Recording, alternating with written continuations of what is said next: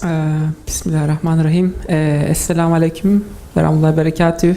Good evening, dear colleagues, dear friends. Welcome to Qatar Faculty of Islamic Studies, Public Policy in Islam program, Hamad bin Khalifa University, and we are delighted and honored to have you all for this wonderful training program on policy and program evaluation.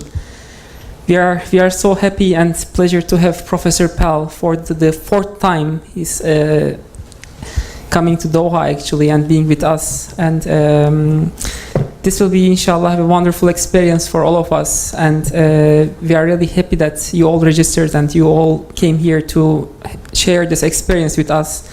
And myself, this is Dr. Evren Tok. I'm the coordinator and assistant professor at Public Policy in Islam program here in this faculty.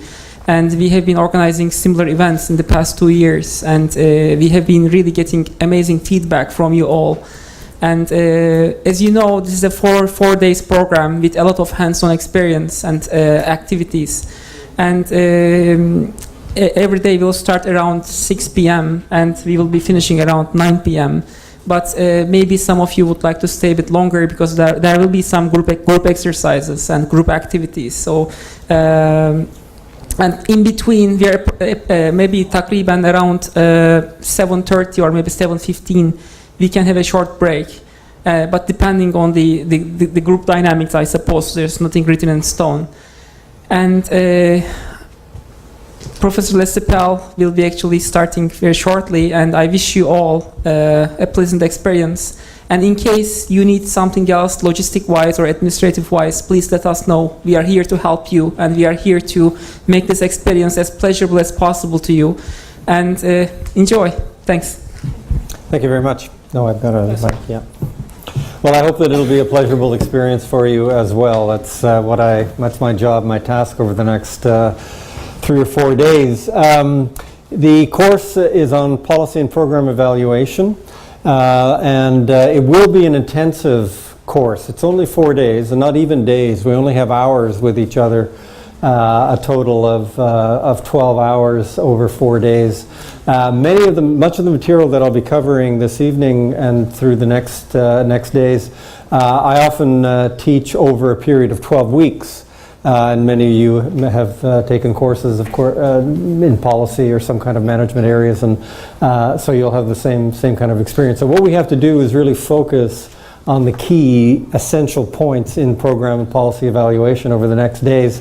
The other intent, as Dr. Evren mentioned, is to give you as much hands-on, direct experiential interaction with the material as possible. I can stand up here and lecture for 3 hours every evening, but it's much better to try to apply the concepts and the principles in cases or in exercises so that you get a better feel for what the material actually is all about.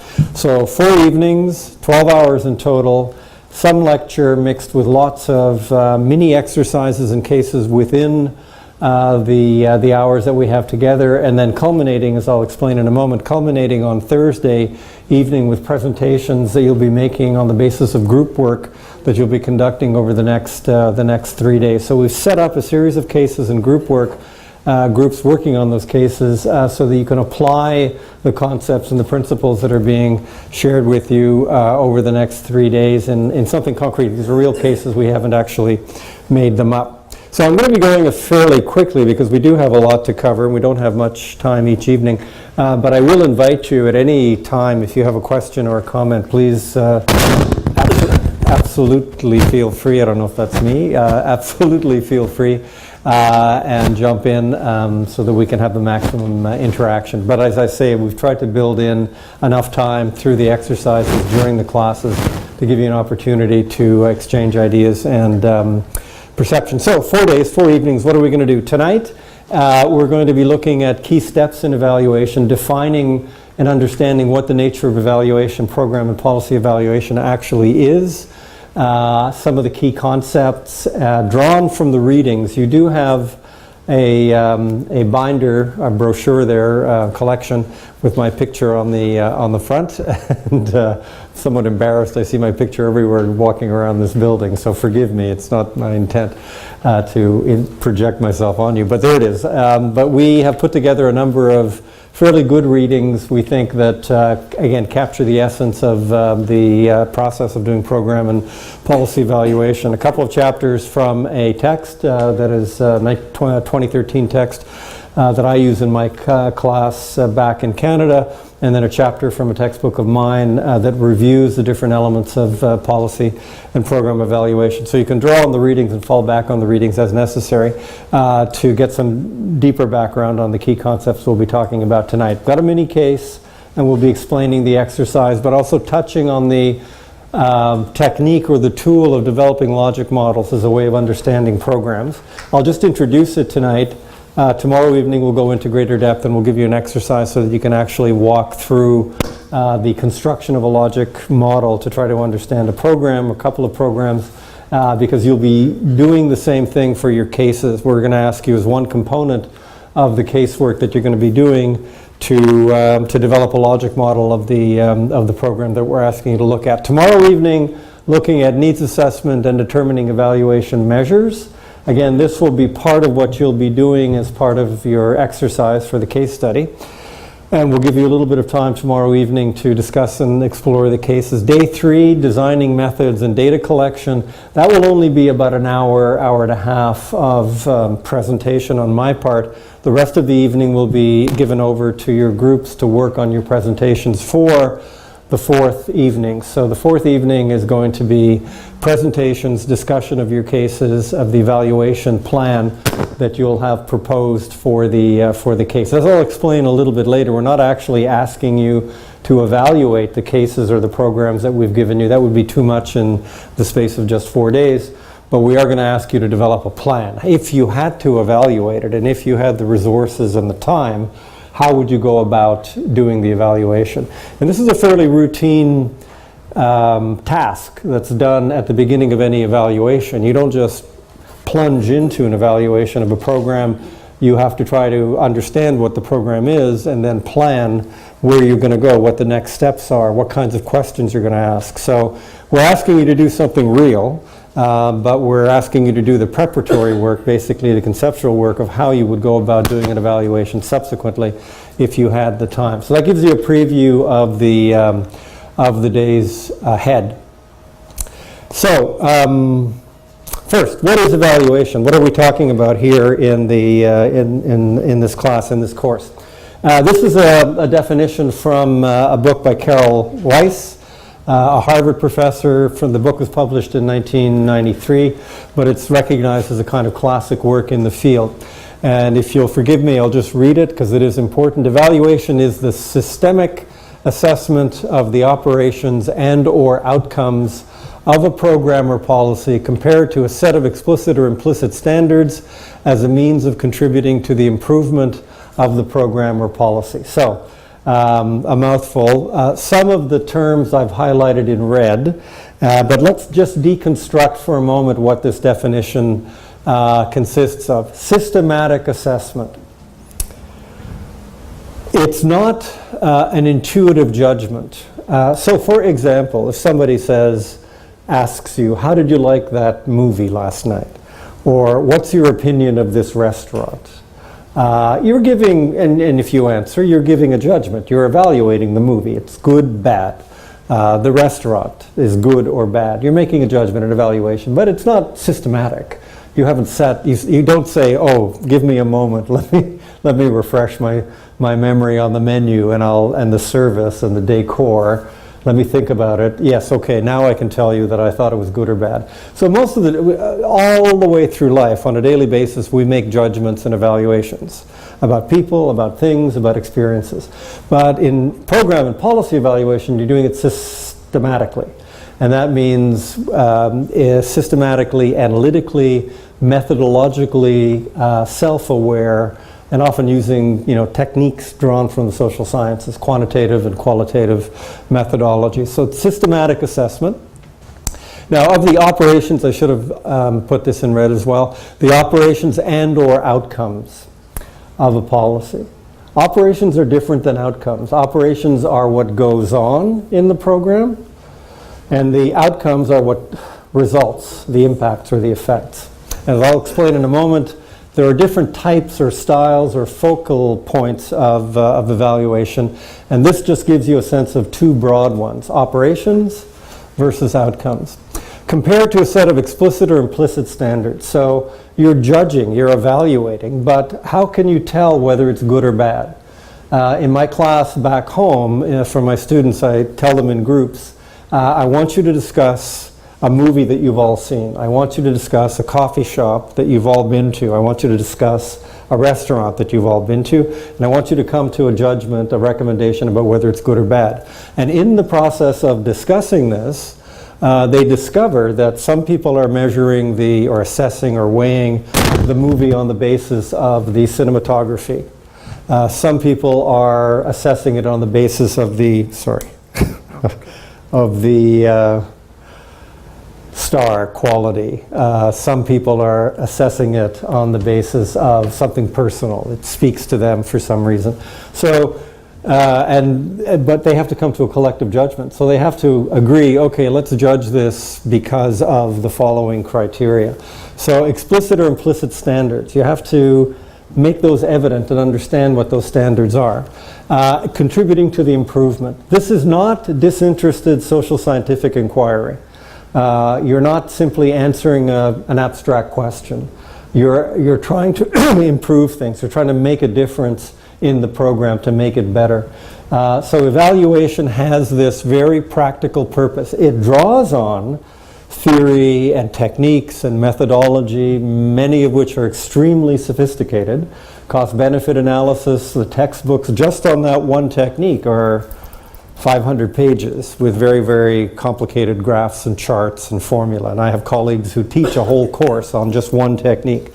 So these are very, very complicated and sophisticated approaches, but they do have a practical intent. They want to improve things. So a couple of other definitions. Again, you'll see this is from Patton.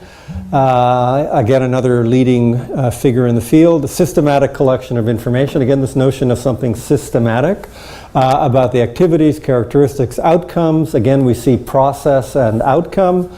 To make judgments, again, we see the notion of judgment, of evaluation, to improve the program effectiveness. Now, it's quite interesting, isn't it, how similar those two definitions are. Two different people, but they're working in the same field, and they're leaders, intellectual leaders in this area of evaluation. And now, Rossi, Freeman, and Lipsey, which is one of the internationally recognized basic textbooks on evaluation. I guarantee if you go to any library, university library in the world that has courses on program evaluation, you're 90% sure to come across this textbook.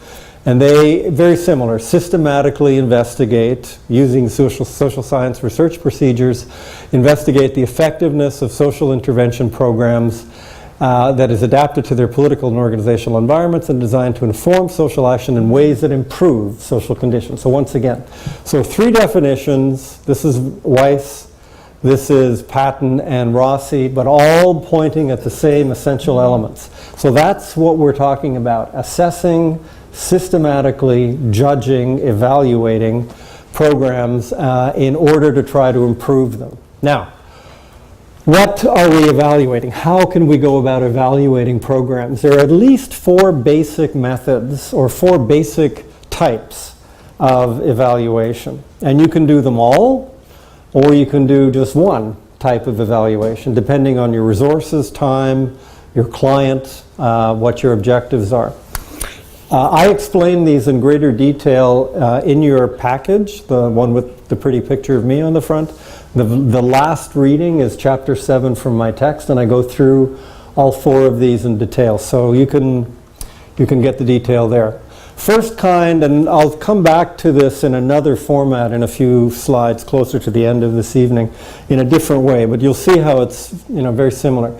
But for simplicity's sake, four basic kinds of evaluation. Again, you're judging, but how and what are you judging? So the first thing you judge, the first type of evaluation is effectiveness evaluation. It's the impact, the result, the outcome.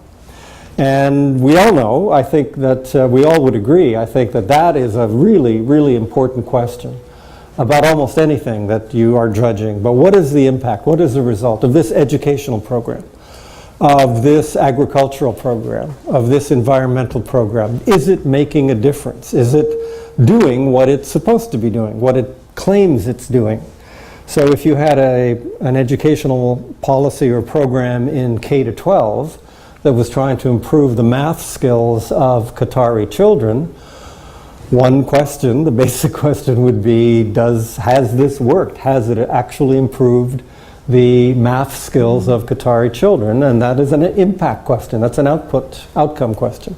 But you can also ask another kind of question. They're not entirely mutually exclusive, but they are distinct. This is efficiency. This is the relationship between a unit of resources and a unit or cost that goes into a program and a unit of benefit that comes out of it. So it's cost benefit, the relationship of the resources or the costs of putting a program into effect and the benefits that come from it. Now, it's possible, think about it for a moment, it's possible to have something that's very effective but extremely costly. And it's also possible to have something that's not very effective, but is very efficient in the sense that it isn't very costly for the benefit that you're...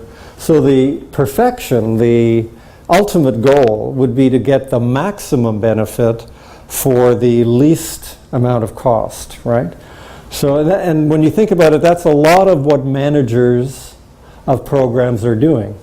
They have a responsibility to try to achieve results, but not at any cost whatsoever, not at the cost of waste, of duplication, of seepage or leakage of resources, overspending for the same result. So one question, to use my example of education again, is how much should we pay teachers? And there's a debate internationally about the strategic effect of good teaching on math skills, science, reading, etc.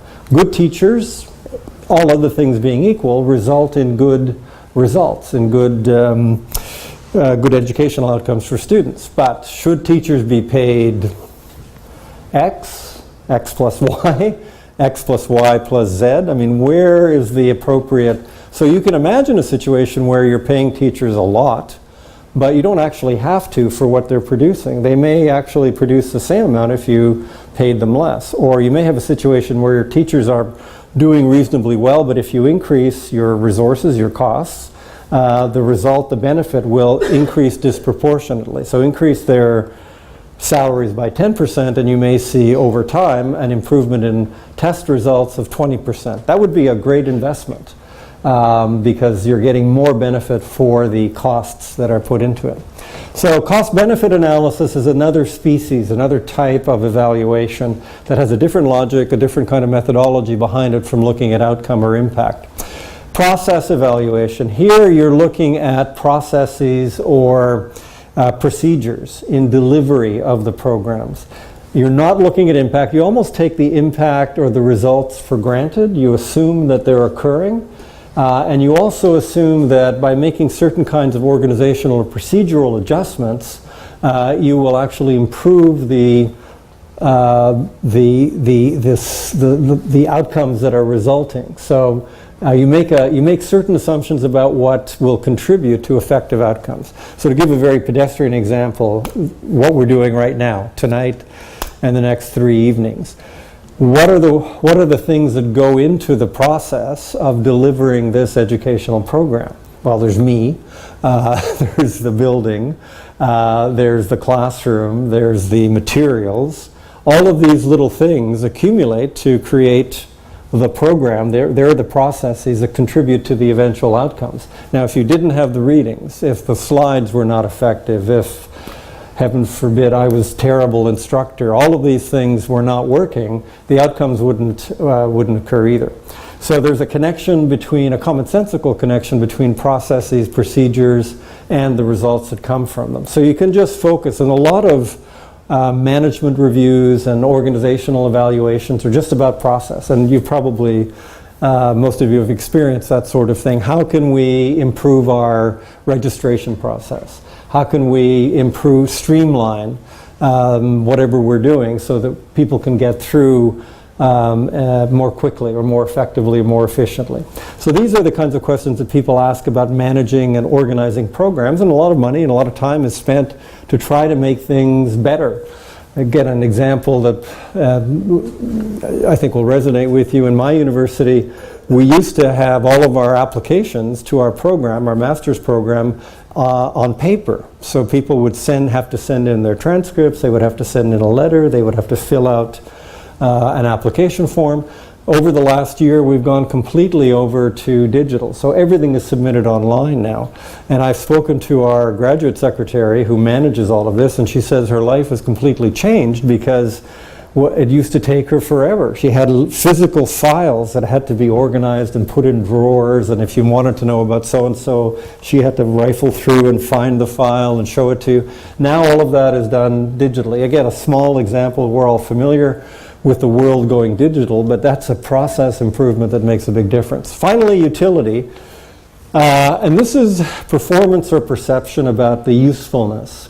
How the clients feel about a program. So the surveys that are conducted, evaluations, for example, in this course or class. How did you like the program? How did you like the course? Did you feel that it met its objectives? Parents are often asked about how they feel about their child's education, what could be improved. The people that use hospital facilities or health facilities are asked about whether they feel that they've been well served, and etc. So this is all about clients' perception. Now, the interesting thing, of course, is once again, there's no necessary correlation between utility and any of the other measures. So people could feel very, very warmly about a program. Parents might like a school program that is there for their children, even though it might actually be inefficient, i.e. costing a lot of money, and ultimately, in terms of impact for very hard measurable outcomes like math skills or science, their children may not actually be doing as well as the parents think.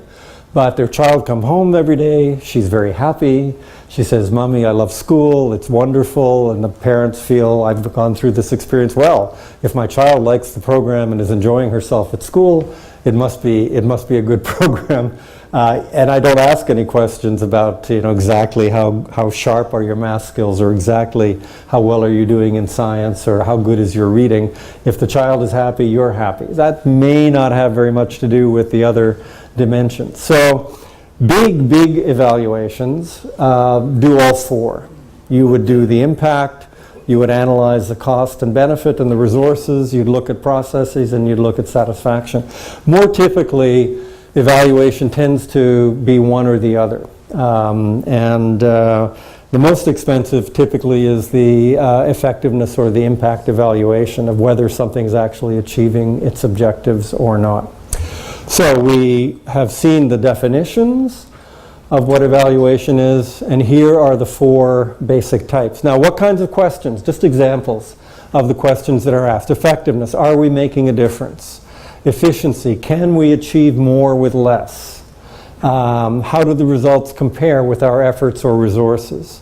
Process, are procedures logical? Do they stream well to objectives? Are the actual processes aligned with formal requirements? Utility, do clients perceive what we're doing as useful? Do people feel well served by the programs? Are they happy with what they're getting? So these are examples of the kind of basic commonsensical questions that you would ask under each one of these four basic types of evaluation.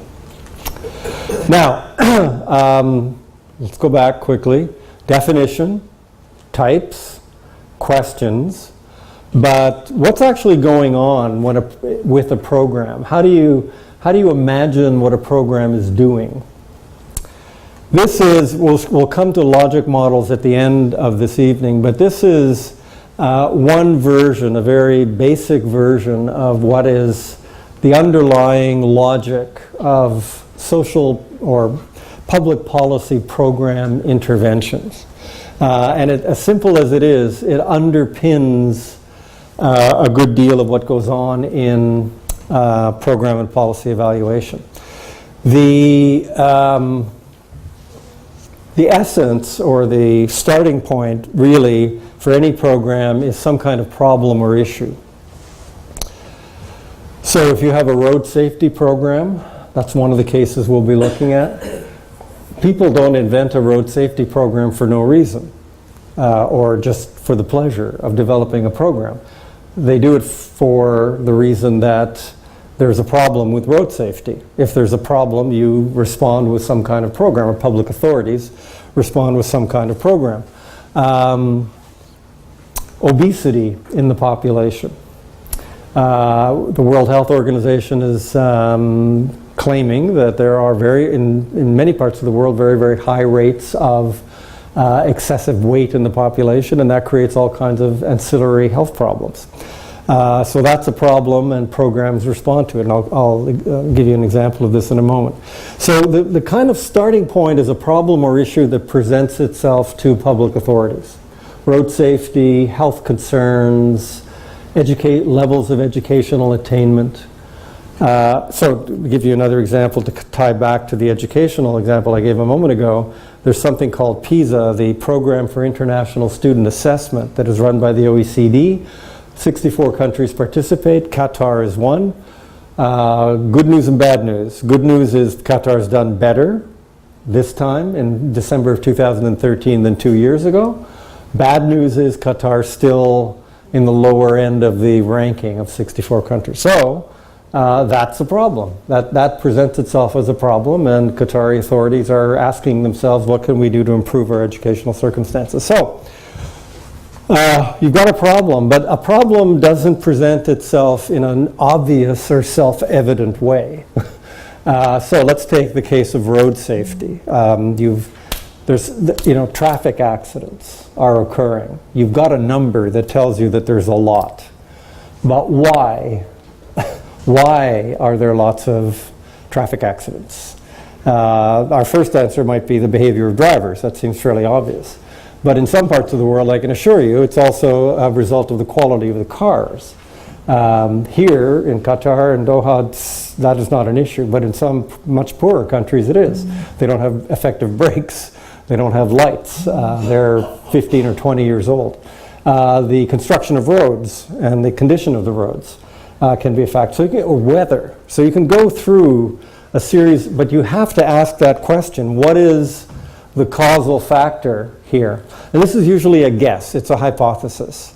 You don't know for sure. You do the best you possibly can to come to a conclusion about what that causal factor is. And once you've decided what it might be, then you develop a program to address that causal factor, and hopefully that will make an outcome, that will produce an outcome that positively affects, reduces, or ameliorates the problem that you started with in the first case. So you've got a problem of traffic fatalities, you've got a problem of low math scores. You say to yourself, okay, what is the reason for this? Here's my best guess. Let's develop a program that will address that reason, address that cause, and then we'll wait and see. And with any luck, it'll have an effect or an impact. But this part, you don't know, right? This you may have a sense of. This you kind of guess at. This you design, the program. And then you, as I said, you have to wait. So let's say you intervene in a particular way with education. You pay teachers more. So Qatar decides it wants to improve its next PISA score by paying teachers more, or training them better, or recruiting more qualified personnel. 3 different related programs. But you have to wait. But how will you know whether you've actually made a difference? Well, the test scores will tell you something. but it's more complicated than that because the test scores may have changed for other reasons. So this part here, this connection of the causal factor, the outcome, the problem and issue, that's really the heart of the evaluation task, of the struggle to evaluate the effectiveness. I'm talking now about program effectiveness or outcomes of that intervention, whether that program actually made a difference. So this stuff here, the definition, the 4 types, but particularly effectiveness, the kinds of questions you ask, all are related to this underlying or basic logic of program interventions. So I have down here the example of obesity. I read this morning in the Gulf Times that the number, I think, was 41% of persons living in Qatar are overweight or obese. That's a little bit less actually than Canada, so I'm sorry, but Canadians are in worse health conditions than Qataris are. So you've got a problem of a health issue here. How would you deal with that? How would you develop a program or a policy? Well, the first thing you would ask yourself is what are the reasons? What are the underlying causes of that trend in the health circumstances or conditions of the population? Once you, as I said before, once you had some kind of idea of what you think the causal factors are, you would then develop programs to try to tackle it. That's exactly what has gone on in the United Kingdom.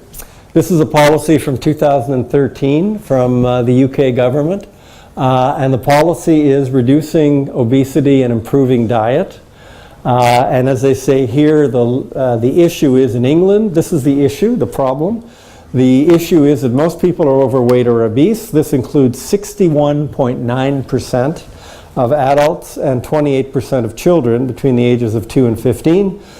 People who are overweight have a higher risk of getting type 2 diabetes, heart disease, and certain cancers. Excess weight can also make it more difficult for people to find and keep work, and it can affect self-esteem and mental health. So health problems are associated with being, these health problems cost about £5 billion per year to the National Health Service. And so by 2020, they want to see, these are the objectives, this is what they're trying to change. So the problem is here, and this is what they're trying to change. We want to see a downward trend in the level of excess weight in adults and a sustained downward trend in the level of excess weight in children. Now, what could you do? What would be the interventions? We have the problem and we have the objectives, but what are the causes for excess weight? Just give me a couple. These are fairly straightforward. Yes? Lack of exercise. Lack of exercise. That's an obvious one, sir. Pardon me? Healthy lifestyle. Healthy, the way of... Healthy lifestyle, exercise, diet, right? But often your diet is a function of lack of information. You don't know how healthy or unhealthy certain foods are, right? So maybe labeling would give you some clue as to whether how many calories or carbohydrates or whatever are in a product. For my son is a diabetic, type 1 diabetic, and being able to read labels is really, like literally, a life and death thing for him because he needs to know how many carbohydrates and sugars are in what he's eating because that has an effect on his diet. So what you consume is a function to some extent of how much information you have. So those are all fairly straightforward. How would you work this up into a policy? Now bear with me here. I think I can do this. I wanted to go to the...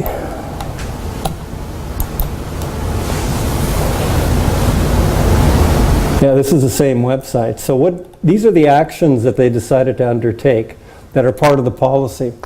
First one is helping people make healthier choices, just like our two colleagues mentioned. It's important that we encourage and help people to eat and drink more healthily and be more active.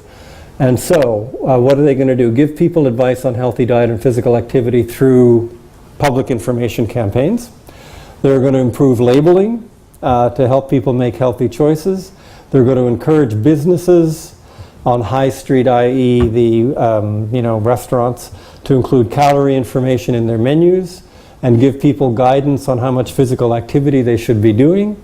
So that's one area about healthy choices. Then the second, so think of that as a program. Going back to what I was saying before, this is one set of programs to deal with the problem or issue. In this case, it has to do with healthy lifestyle. Here, they're focusing on businesses. Business and organizations can make it easier for everyone, from staff to customers, to make healthier choices. So they have 4 networks: alcohol, food, health at work, and physical activity. And these businesses have made pledges, the responsibility deal, and encouraged to sign up, that will help people, again, eat more healthily and these businesses can reduce ingredients like salt and fat. They can encourage people to eat more fruit, put calorie information, and help people eat fewer calories. And then the last, third program, so the first one is lifestyle, the second one is businesses, the third one is meeting local needs, and here local councils are responsible for working with other organizations to improve the health of people living in their area, and they'll be giving these councils budgets or monies to work with specific issues around health for their communities. So local community needs, basically, and making their own plans. So it's exactly the logic that I was saying before. You've got a problem with this excess weight. You think, okay, what's contributing to that? And you quickly came up with, 3 basic ones: information, exercise, lifestyle. Then you think about how can you change those in the direction that you want, and then you develop programs. So they develop programs around healthy lifestyle, partnership with businesses, and then working with local communities to basically do very much the same thing. Now so that's policy design, that's making public policy. But the evaluation component is then assessing how effective, the efficiency, effectiveness, procedures or processes and utilities of these interventions. And you may find, all of these sound reasonable, but you may find that people ignore the public health information on labels. So you would conclude, well, as good as this sounded, it sounded logical, but in practice, in fact, it didn't make sense, it didn't work. And the same for the others. So the evaluation component is the evaluation or the assessment, the judgment, as I said before, of what you're doing, of the impact or the effect, and the processes and the resources that go into this. Now let me go back here and return to this.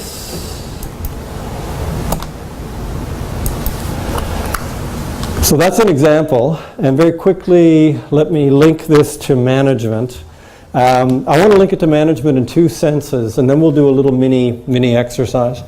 I want to link it to the degree to which program evaluation contributes to broader public policies, to broader efforts in particular fields.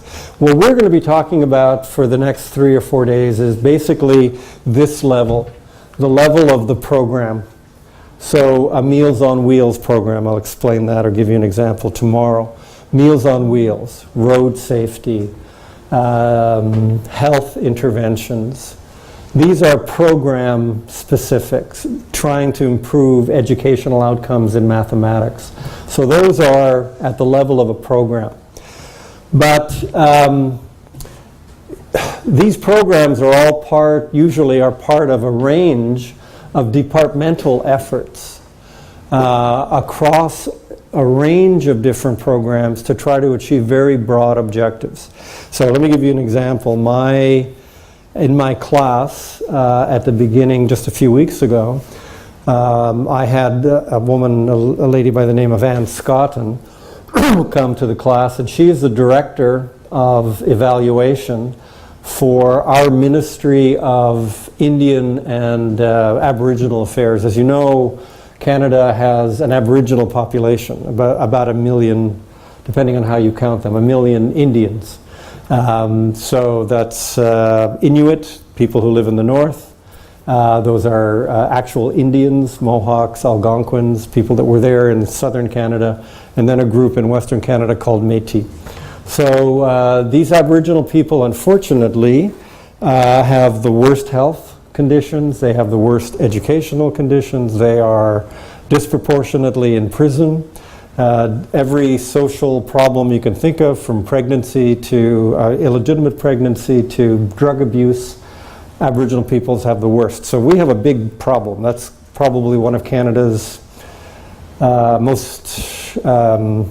the biggest failures in public policy, treatment of our Aboriginal people. So this ministry has 72 programs, 72 programs, all dealing with different aspects of the Aboriginal issue. Aboriginal youth, Aboriginal housing, Aboriginal health, goes on and on and on. And Anne is responsible for the evaluation of each of these programs, but also asking how do they contribute to what the department generally is trying to do. And then, of course, that Department of Aboriginal Affairs is part of the Government of Canada. It's part of the full government of the country, and the full government of the country also has broad objectives, not just in Aboriginal areas, but in other areas. And from a government point of view, the management question is, where should we be putting our money? Should we be putting this much money in Aboriginal affairs, or should we be putting it into trade or defense or something else? So the program evaluation, what happens here at the program level, feeds into the management decisions that are made in the department. Which of these 72 programs performs well and which ones don't, and how can we adjust them? And then that, in turn, should feed into the priority setting and management exercises that take place within the government as a whole. So evaluation, we're going to talk about it, and it will seem to you perhaps small. We're looking at this program or that program or that program. But program evaluation at that level contributes to larger management objectives, at the departmental or ministry level, and ultimately to the level of government itself and the broad directions in which a government is taking a country. Okay, you've listened to me very kindly and patiently for half an hour. I'm going to give you a small mini case for the next half hour until the break to discuss in your groups, and I'll give you the questions that I'll be suggesting that you address. And then after the break, we'll come back and we'll discuss your responses. But I know this is quick, but I've given you the very, very basics, but I think you can actually address these questions, and by addressing them, you'll work through the basics that I've covered and maybe some of the others that we'll be addressing a little bit later. Now, again, if this works properly, I think all I have to do is click. So this is a 2-minute video. Gone may be the days of carrying heavy book bags to school. These kids at Ibn Khaldun Preparatory in Doha have been given electronic tablets where they can now find all of their assigned reading. This is vocabulary, and this is English and math and art and scientific English and basic books. It's all part of a trial being run by the Qatari education authorities, who are hoping to distribute tablets to all school-aged children in the country by the next school year. How do we download our English book? Teacher Ahmed Al-Sayed says it's not just about lightening the students' load. He says the tablets offer his pupils a key tool for better learning. We get rid of many problems we faced during our previous years. So I think this is a great idea. The tablets, it's thought, will also give students access to books that aren't yet distributed in Qatar, a small Gulf nation of 2 million people. But the software is locked, so there's a limit to just how much liberty the students can take. The children admit they've already found a way around that. I can, but the school won't be happy with me. Using a specific login, the teacher can actually see exactly what each student is looking at on their tablet. If they're on the right page, for example, if they're not, they can send them an instant message, a warning if their attention has been diverted, and even block their access until the class is over.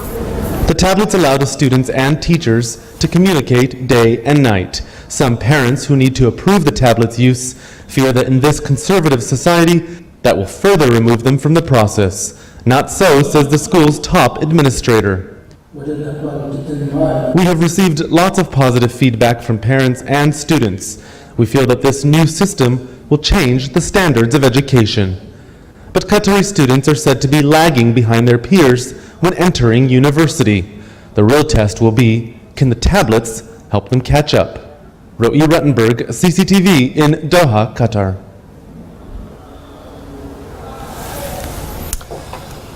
So, your task. If we get over here.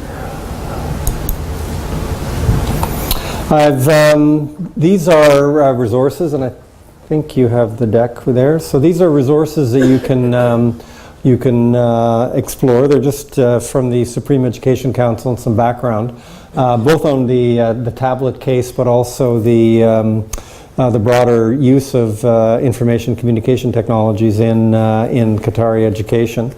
So I'd like you to, you can explore those both first individually and then discuss among the groups at your tables. So we'll just, for the purpose of this mini exercise, work with the colleagues that you have with you there at your table. And these are the questions to be asked. What are the objectives of this Qatar program eBag? What is the problem or the opportunity that is being addressed? How will it work?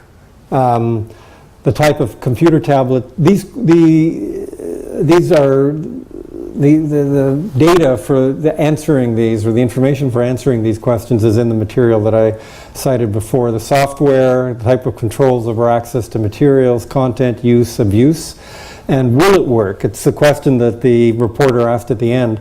Will it work, and how would you know whether it actually worked or not? How would you assess that? Now, these are a lot of questions. I don't expect a great amount of depth because we only have a short amount of time and only a few additional sources. But in walking through these questions with your colleagues, you're basically walking through the same sets of questions that you'd be asking at the beginning of a program evaluation. What's the objective? What's the problem? How will this actually work? And then some of the ancillary or supplementary questions about how it will work. And then how would you find out? How would you assess? How would you evaluate whether it actually works or not? So I'm going to give you, we can go about 20, 25 minutes. We'll see where you are before the break in terms of both exploring these three sources that I have up here and answering those questions. And we'll see where you are in about 20 minutes. And then if you need some additional time, that'll be fine. But we'll break somewhere closer to about 7:30 or so.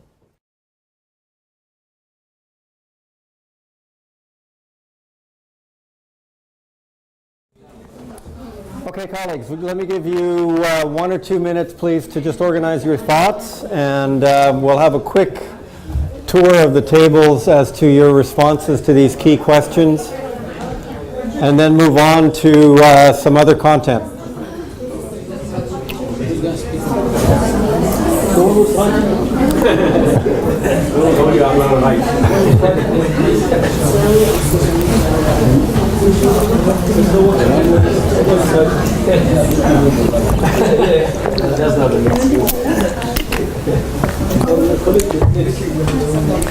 Okay, because I'm conscious of time. Let's quickly go around the tables. I won't ask you for full presentations on all of the questions because that would take up time that we don't have, unfortunately. But let's start with the second bullet. What's the problem or opportunity that's being addressed here? And since these ladies are right next to me, why don't I ask them? Do you have someone who could? Let me give you a mic. So what's being addressed here? What is the question? Just disagree. Okay, please, colleagues. So what's the problem? What's being addressed here? In terms of that slide that I had earlier, this one here, there's a problem or issue that's being addressed by this, right? So, hi everyone. Could you introduce yourself, please? 'Cause Okay, not- so Mariam Al-Bhindi. So we thought the problem could be is that the student lacked the, the potential to learn effectively. These tablets might be attractive for little kids because they're really drawn more into technology these days. And we thought that it might be cost effective in the long run. Because you're piling all the books in one tablet, and it's not really, it's usable like for more than 1 year. So just to deconstruct that, one part of the problem is conveying the information in an attractive way. In an attractive Another way. one is the amount or the type of information they'd be getting. Yeah. So you turn those around and you can say that the problem is traditional teaching methods don't convey the material, or Probably. traditional. So you can see how the kind of problem definition and the objective are related to each other. Just one more point and then we'll get to the next one. Okay, so I guess that's it, or I don't know if anyone want to remind me of something. The teachers, we talked about the teachers. Okay, so yeah, so we link part of the problem is that the effective teaching methods. It's like sometimes the teachers are not really, putting a lot of effort or making this the material or the, I don't know how to say it, like the teaching method interesting, attractive to kids. Yeah, that's right. Because kids get bored really easily. And they can. I have three. I can Yeah, they support can your get point. distracted easily. Yeah. Well, the problem is that they get distracted with the technology too. My But since daughter. it's monitored, as they mentioned, they can have some control to a certain extent. Exactly. Yeah, they can be this. That's why that was part of the design issue. How do you give them tablets, but can they just play video games on them? I mean, that would be a disaster, right? So you want to make sure that you actually use the tool in a way that it addresses the issue. Okay, thank you very much. What about the objectives of this? I mean, they're related to the problem, obviously, but what about this group? Oh, this gentleman here. Okay. Again, please introduce yourself. Abdullah Jassim, Sidra Medical and Research Center. We discussed the main objectives of setting up this program as, first of all, the use of technology and making the kids familiar with using technology.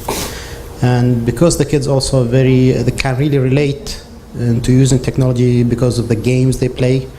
So we can actually make sure that they know they can send emails, access the internet for updated information, and also reduce the load in terms of the weight of books to be carried. Yeah. Also adapting creative or new methodology of or technology and ideas.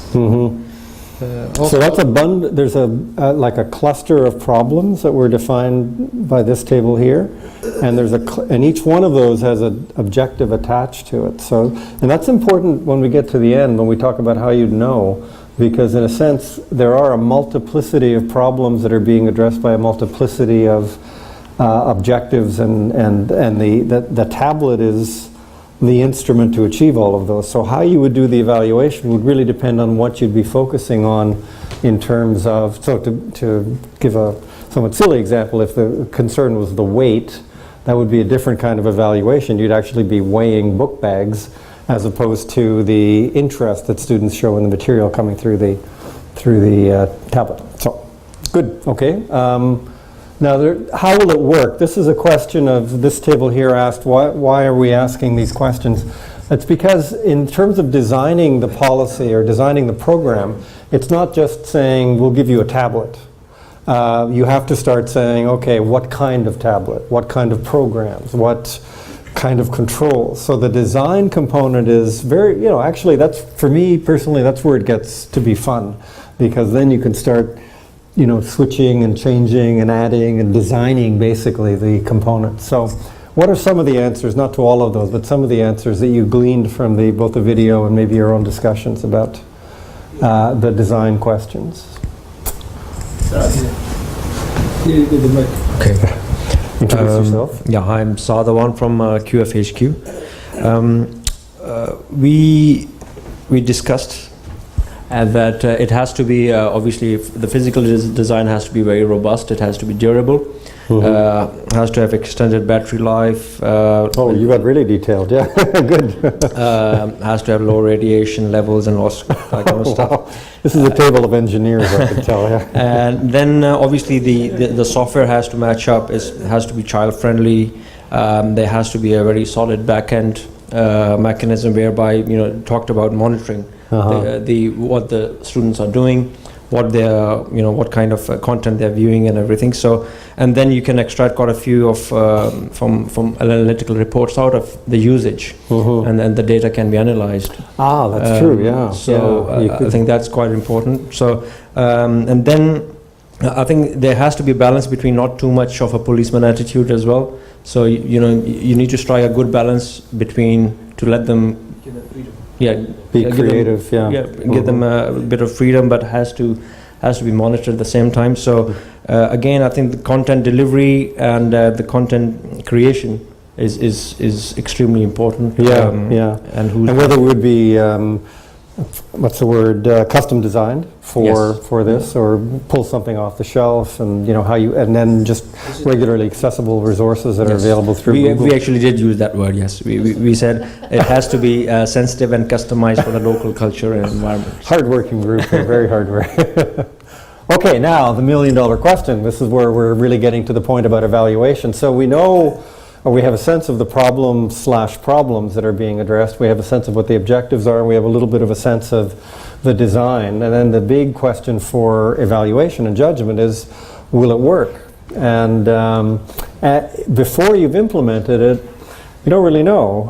And this table raised the point of, while other countries that are actually doing better on PISA, like Singapore and Shanghai, aren't distributing tablets to all their students. So right away that gives you a sense of, you know, it's a risk. You don't know. So the implementation of this would be a risky thing to do. And you can make certain guesses or anticipations about what the impact or result would be. But as you implement, you don't know. That's what I mean about the hypothesis. It's a guess. It's and you can do an awful lot of work, as all of you did, in terms of very specific designs and controls and software and all of that. But at the end of the day, the assessment has to be empirically grounded. You have to wait and see. And then we had a discussion again with this group over here. Would 10 months do it? Depending on what the outcome is that you're looking for. Would a year? Would you have to wait 2 years or 5 years or maybe 10 years to see whether this particular intervention made a long-term difference to people's learning outcomes? So the evaluation question is not an easy one, but I will pose it anyway. Will it work, and how would you know? What would you do to test or evaluate this? Some volunteers. We've already had these tables here. Anybody? This table is... was this a wave or? Introduce yourself, please. Yeah, my name is Fatima Malin. So the question, will it work, really ties into the objectives and the problem. Exactly. And whether we have set a certain time frame to the intervention, if it was an intervention. And here as a group we picked up one of the objectives was to facilitate learning processes by introducing modern technology. And I mean, an objective like that is not being, very precise. As I said, thing has to be broken down into several other objectives. Okay. And then maybe plan a research methodology around it to see, like, maybe we can do pre and post testing. Okay, that would be pre and post. That's so look at what the performance was before and after. That's not great, but yes, it's parent surveys, student surveys, and maybe if we did set a time frame like 5 years, and set like compare one school that has been using e-bags to another school that's not been using e-bags as a control group. A control group. Everybody's familiar with that terminology? Control experimental groups. I don't have to go into it. No? Very, very quickly. You know, drug tests, drug trials.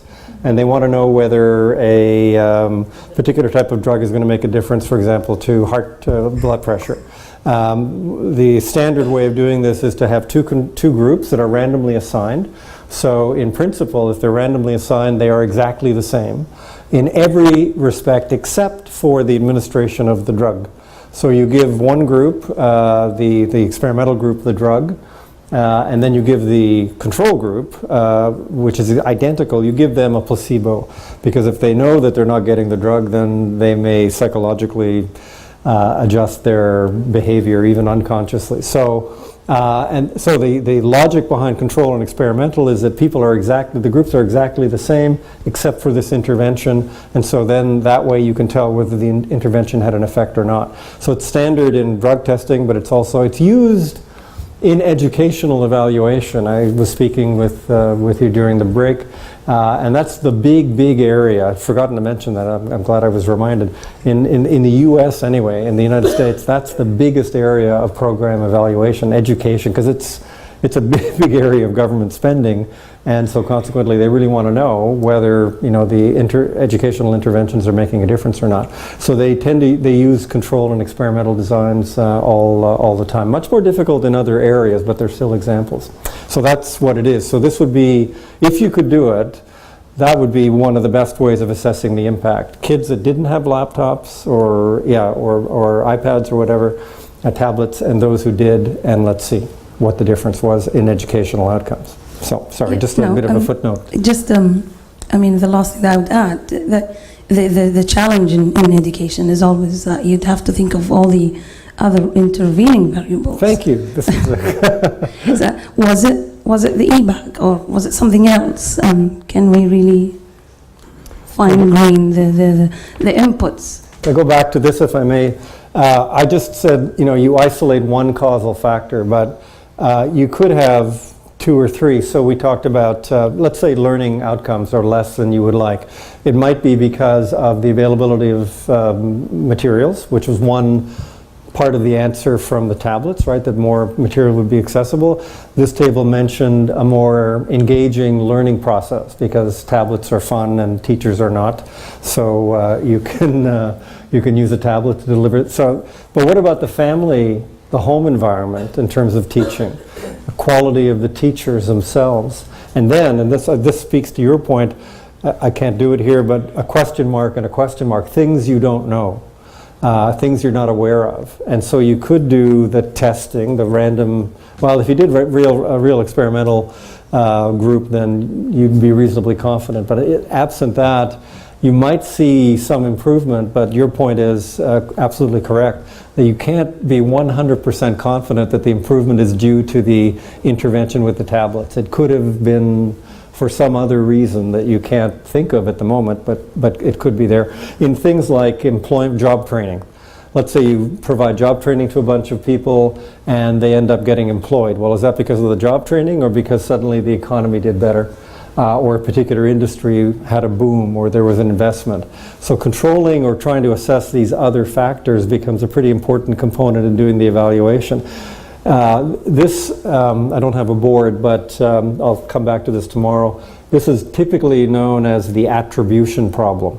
How do you know what the attribution or the contribution of the program intervention is to the outcomes? Can you attribute the difference to the program? And it gets exactly to your points. And again, all 6 footnotes to your intervention. Yeah, I think that wraps up. Okay. So any other comments or observations before we move on this exercise? Thank you very much. A question? Just a question. Just introduce yourself. Yeah, my name is Mabruk. I think the discussion we had in this table was captured by you and by everybody else here. Mm-hmm. But I just have a question that just came up. So this exercise of attributing, the causal factor, because I was thinking about that earlier. You would also assume that happened during the design of the program because somebody here actually asked the question, is it the best solution? Who decided that the tablet will solve the problem? Yeah. And I mean, for us, let's say we are evaluating the program, but I'm assuming that those who, decided, that the tablet is the solution, Yeah. already did some research, whether it's, experimental design, whatever, to decide, this is, so it's like here, I mean, we are in the area of evaluation, Yes. but also we are exactly, the assumption Something came is, before, yeah. something came before. Those who designed the policy or the program Yes. did their homework. Yes. And You they hope. chose, and exactly, you would You hope. So would you repeat that exercise? Would you evaluate that assumption also when you do the evaluation of the program? What if, yeah, go ahead. Yeah. I mean, that's exactly what we'll be looking at in a few moments, is this logic model, which is an attempt to capture what the underlying logic of a given program actually is, as the program managers themselves understand it. When you do an evaluation, you're not evaluating a program as you wish it were, as you would like it to be. You are evaluating the program as it is. And so to know what it is, you have to understand its underlying rationale and what was intended. And so a good deal of the preparatory work, which I'll talk about in a moment, preparatory work in doing program evaluation is interviewing the program managers and staff and understanding and looking at the documents so that you understand what the nature of the program is, and so you can make an assessment. I'll give you an example of an evaluation that I conducted, which kind of lays out this kind of logic, but definitely. But I'm glad you raised that, because it does highlight the fact that there are really two very broad phases here. One that we're not talking about in this program, in this workshop, which is policy design, program design.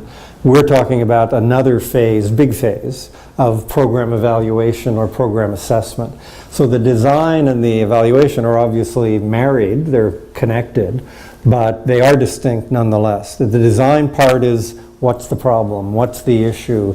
What research can we generate? What do we understand the causes are? How do we intervene, and what do we design for that intervention? What should the program, like that obesity policy that I showed you from the UK. I mean, the numbers, the problem is almost self-evident in a way. It's a health issue and it can be measured. There are some things that are measured easily and some things that are measured with much greater difficulty. That one, the problem is relatively easy to measure. What the quote causes are is a little more complicated, and then how you design the interventions is up to, again, a design fee. And then if you were designing a program like that, or one dealing with education, obviously you would look around. If you go to the PISA site, PISA, Program on International Student Assessment, or you can think about the Leaning Tower of Pisa, that'll help you remember. PISA OECD, just Google that. And there's some, there's the results. They were released on December the 13th, I think, of 2013. And they have all kinds of, background information and measures and metrics, but they also have profiles of different countries that have done well. Singapore is the poster child for PISA, because Singapore is always up there in the top 2 or 3. And, poses the question of what is Singapore doing that is achieving these results? So as a policymaker, as a designer, you're absolutely right. You would be doing research. Look at Singapore, look at Shanghai, who's doing best? And then you can't just copy without, thoughtlessly from one place to another. Would you take what's done in Singapore and just apply it to Qatar? No. Absolutely, yeah. So, but people look around. They look at international examples. I had a sabbatical last year, and part of my sabbatical I spent in Singapore between January and April, just coincidentally when Canada is having its worst winter weather, so I spent it in 30 degrees like Doha for 4 months, which was wonderful. But the Singaporeans they have no sense that it has to be the Singapore way. Whatever works, they borrow, steal, and they apply it, with modifications, but they have no hang-ups at all. Other countries, Canada is very much like this. We're always, okay, it worked, but we need to adapt it, or will it work in Canada, etc.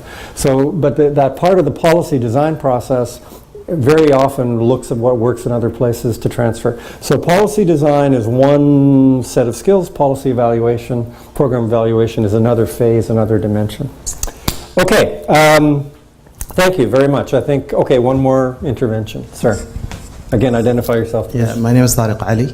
I think the difficult part in this exercise is the word logic that you actually put there versus emotions, because sometimes you mean this one here? Yeah, logic. Yeah. Because sometimes you get attached to the solution and you look for a problem for it. Sure. For example, people think that tablets and technology is the solution for their problems, and they get attached to that, and they start thinking that let us kind of throw it in, and our educational kind of problems are going to be solved. So the problem is basically I see it as both for the policymakers who are trying kind of to who have solutions that like kind of to just throw it in and then put all of this kind of money behind it. Yeah. And for the evaluators as well, because it becomes an emotional thing to go ahead and evaluate a program like that have already been, because there is a face value and you don't want to embarrass people by later on evaluating it. So I think the whole idea of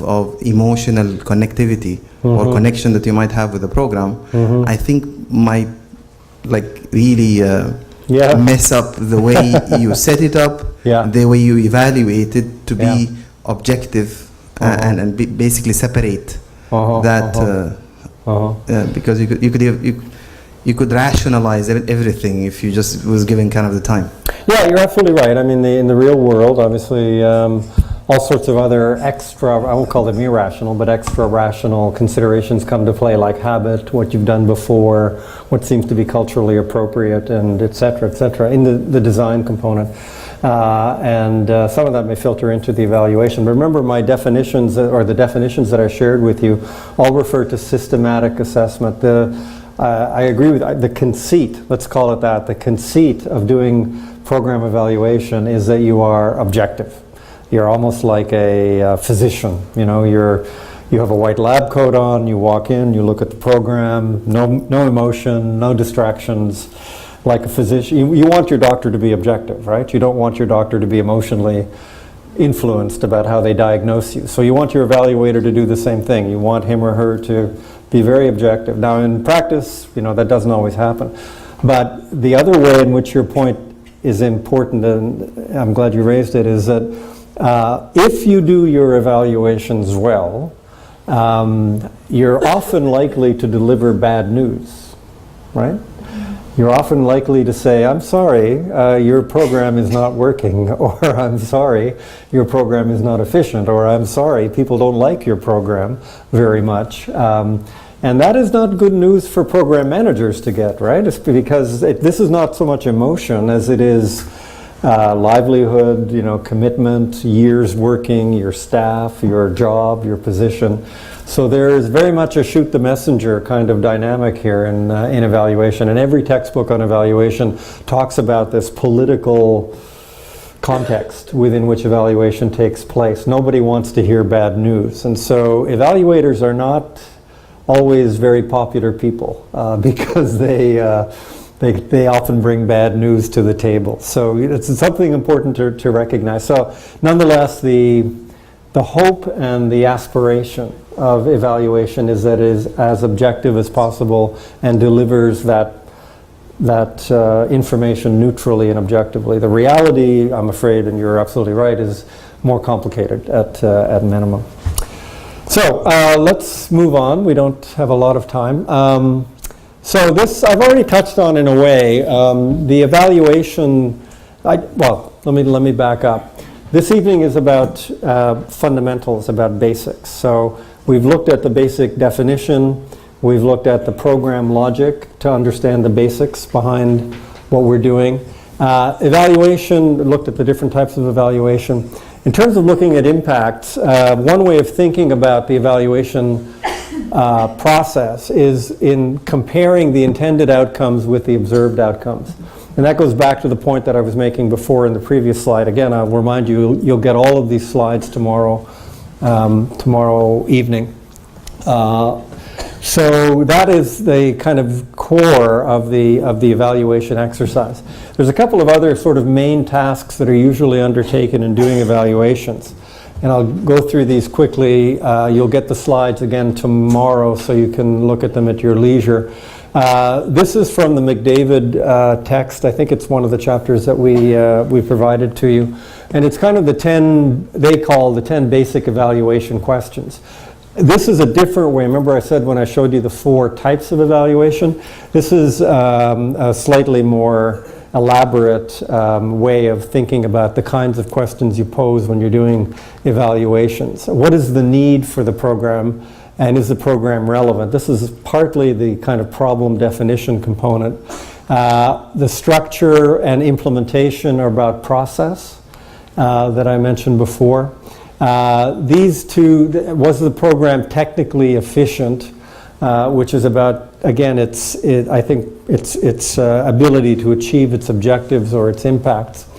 6 and 7 are about effectiveness, and this is about the outcomes, the actual outcomes and the intended objectives. And 8 and 9 are about cost benefit, or about efficiency. And number 10 is a general question about adequacy. So these map roughly to the 4 categories or types of evaluation that I suggested before, but it's a somewhat more elaborate list of questions that you ask. Again, I'm just trying to hammer home what is it that we do when we do evaluations. Another component that's done, and I think in a sense our exercise was a little bit about that, is evaluation feasibility. You can't assume that each and every program can be evaluated. It may very well be that there are various aspects of the program that make it a bad candidate for evaluation.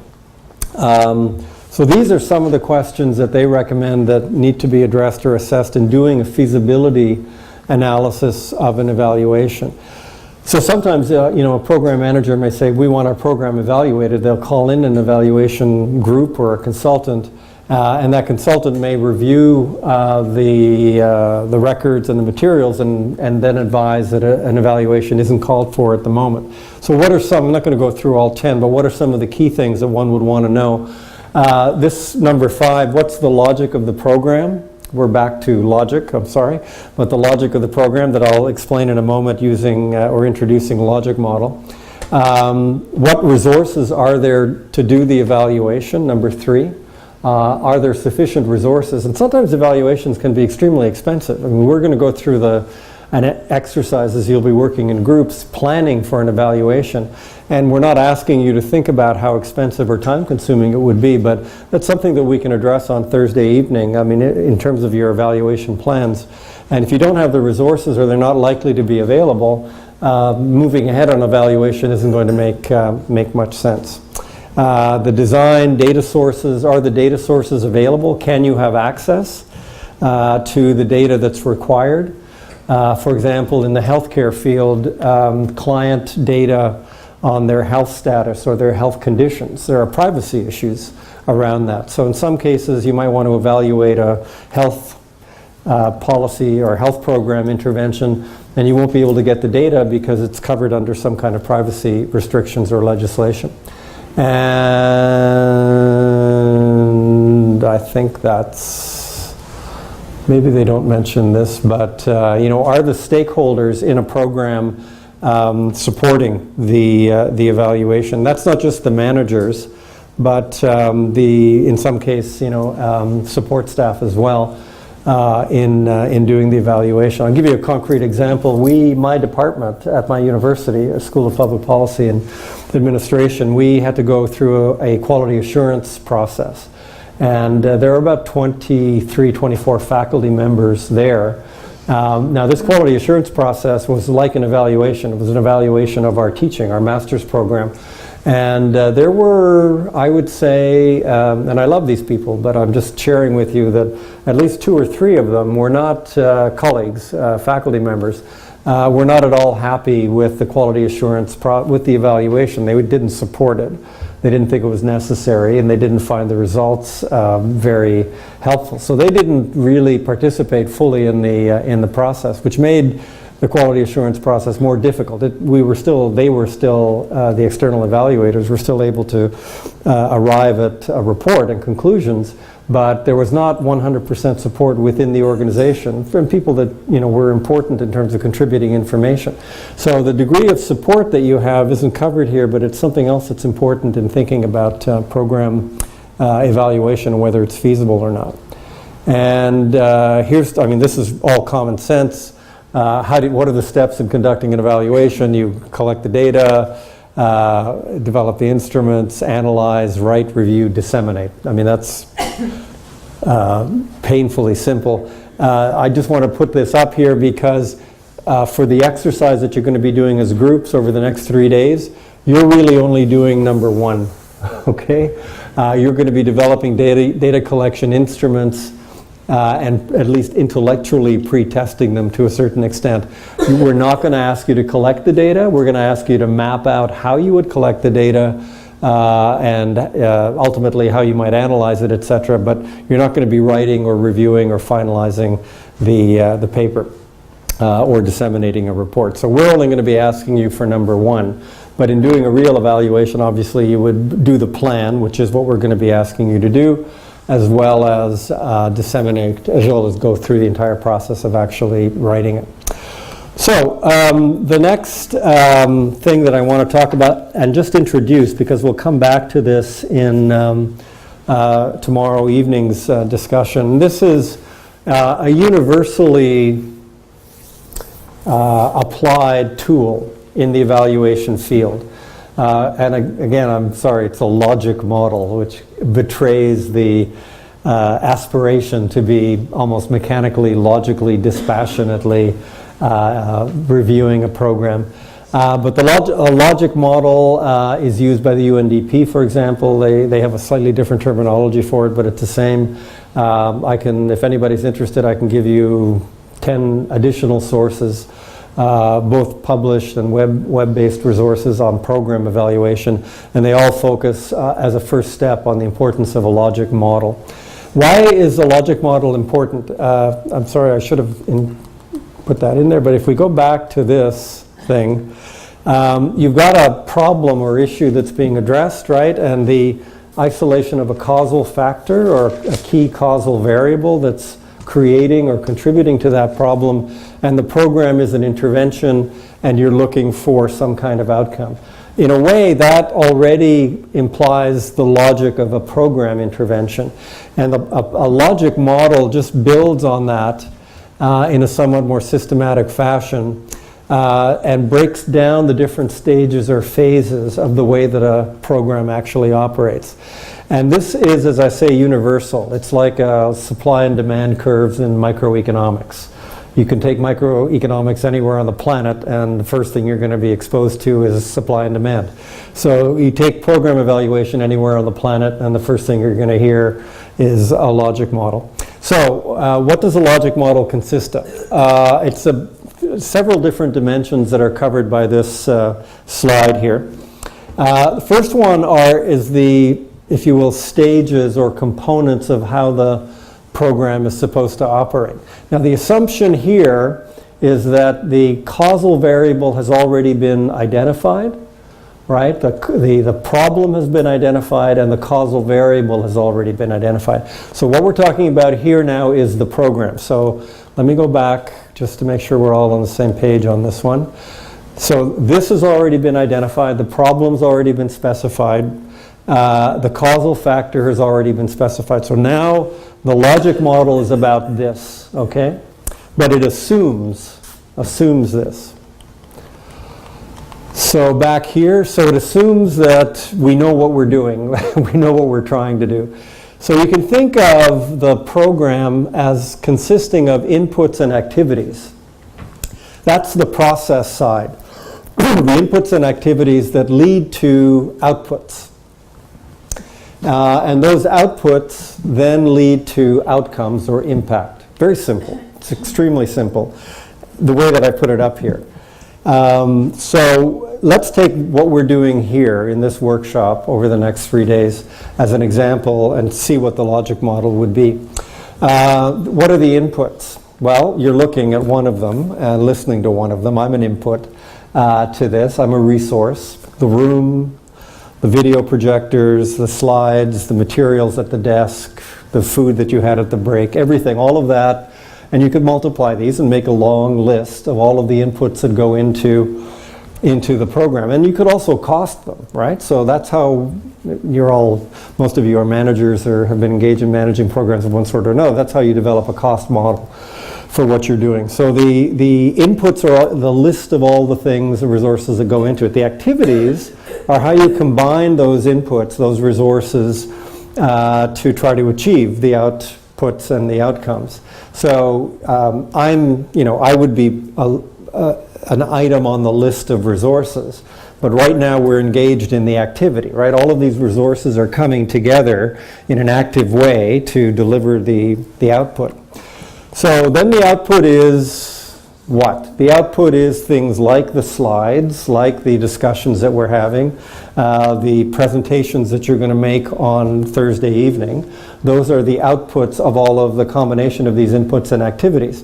But is that the purpose? Is that our purpose here in these 3 or 4 days? The purpose is not really just to have you make a presentation on Thursday evening. It's going to be wonderful and educational and entertaining, I know. But that's not really the sole purpose of you being here. I presume all of you are here for some kind of educational benefit, right? That goes beyond just the presentation. So at minimum, it will be an outcome or an outcome or an impact of knowing more about program evaluation. You should, if I do my job, walk out of here Thursday evening with a richer appreciation of what goes of the field of program evaluation. That's great, but is that still the only output that we want? You'd probably say that most educational programs want some kind of final outcome that involves the application, in this case, of the knowledge that you gain. So, I think in our wilder moments, we would hope that as a result of a program like this, you would be introduced to the field, but apply the tools, and in your own work life or work day and in the things that you do, you would apply those tools and make improvements to the programs that you're responsible for. And boy, this is really getting very optimistic. But in doing all of that, you might actually make Qatar better as a place to live and work and improve the lives of others. So that's very, very large, and it's a huge aspiration. But it's not completely, illogical or impossible. So it would be a long way down the chain, but you wouldn't have to go all that way. But how you define the ultimate outcomes is, to some extent, up to the nature of the program itself. I don't think this program would actually articulate that as a final outcome, but it might be shimmering there. I've actually been involved in programs, educational programs like this, for example, in Bosnia. The Soros Foundation has a Policy Fellows program, and it is explicitly designed. The outcome that they hope for is that the people that come through this program will make a difference, because Bosnia is in a very difficult situation as a country with the ethnic strife and the legacy of war. And they're hoping that this program will train people to make policy interventions to improve the situation, political, social, and economic situation in Bosnia. So they actually deliberately say that as part of the outcome. Ma'am. Oh, wait, if I may give you the mic. I just want to clarify. So we're doing logic models retrospectively as part of the evaluation. Yes, the program has to be there before you can do the logic model. So yes, so and then we use all the data to throw out the logic model. Mm-hmm. And yeah, so you would take well, I'm glad you asked that actually. So how would you apply this? Let me just finish a couple of quick things and then I'll get to your point. So these are the kind of steps, right? So inputs, activities, outputs. And then take health. Inputs are the resources that go into a health program, the activities like doctors, diagnoses, etc. The outputs would be the health reports, but ultimately you're trying to improve the health of the patients that come through that program, right? And whatever it might be. So this kind of chain is important. This is the zone of effectiveness. These areas are the outcomes, the outputs achieving or influencing the outcomes that you're looking for. This zone, to go back to the 4 types that I mentioned of evaluation, this zone is really about efficiency. It's about the link between the inputs and the resources and the outputs and how those outputs connect to the impacts.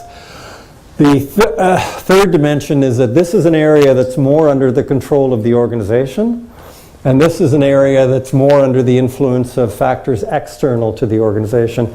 Somebody raised the point about additional or alternative causes that might be creating the outcomes. So these are less and less under the control of the organization. These are more. You can add or subtract or amend the inputs that you bring in, and certainly the activities as well. So this chart has at least 3 dimensions. The chain itself, the distinction between efficiency and effectiveness, these different zones, and then those parts that are of the chain that are more under the control of the organization, direct control, and those that are less under the direct control of the organization. So that's the tool. So what do you get when you look at a program? And you're going to be doing this starting tomorrow evening. What do you get when you are approaching a program, when you're confronted with a program? You're typically not given a logic model like this. What you're given are documents describing the program. You can talk to the program managers. You can do interviews with staff.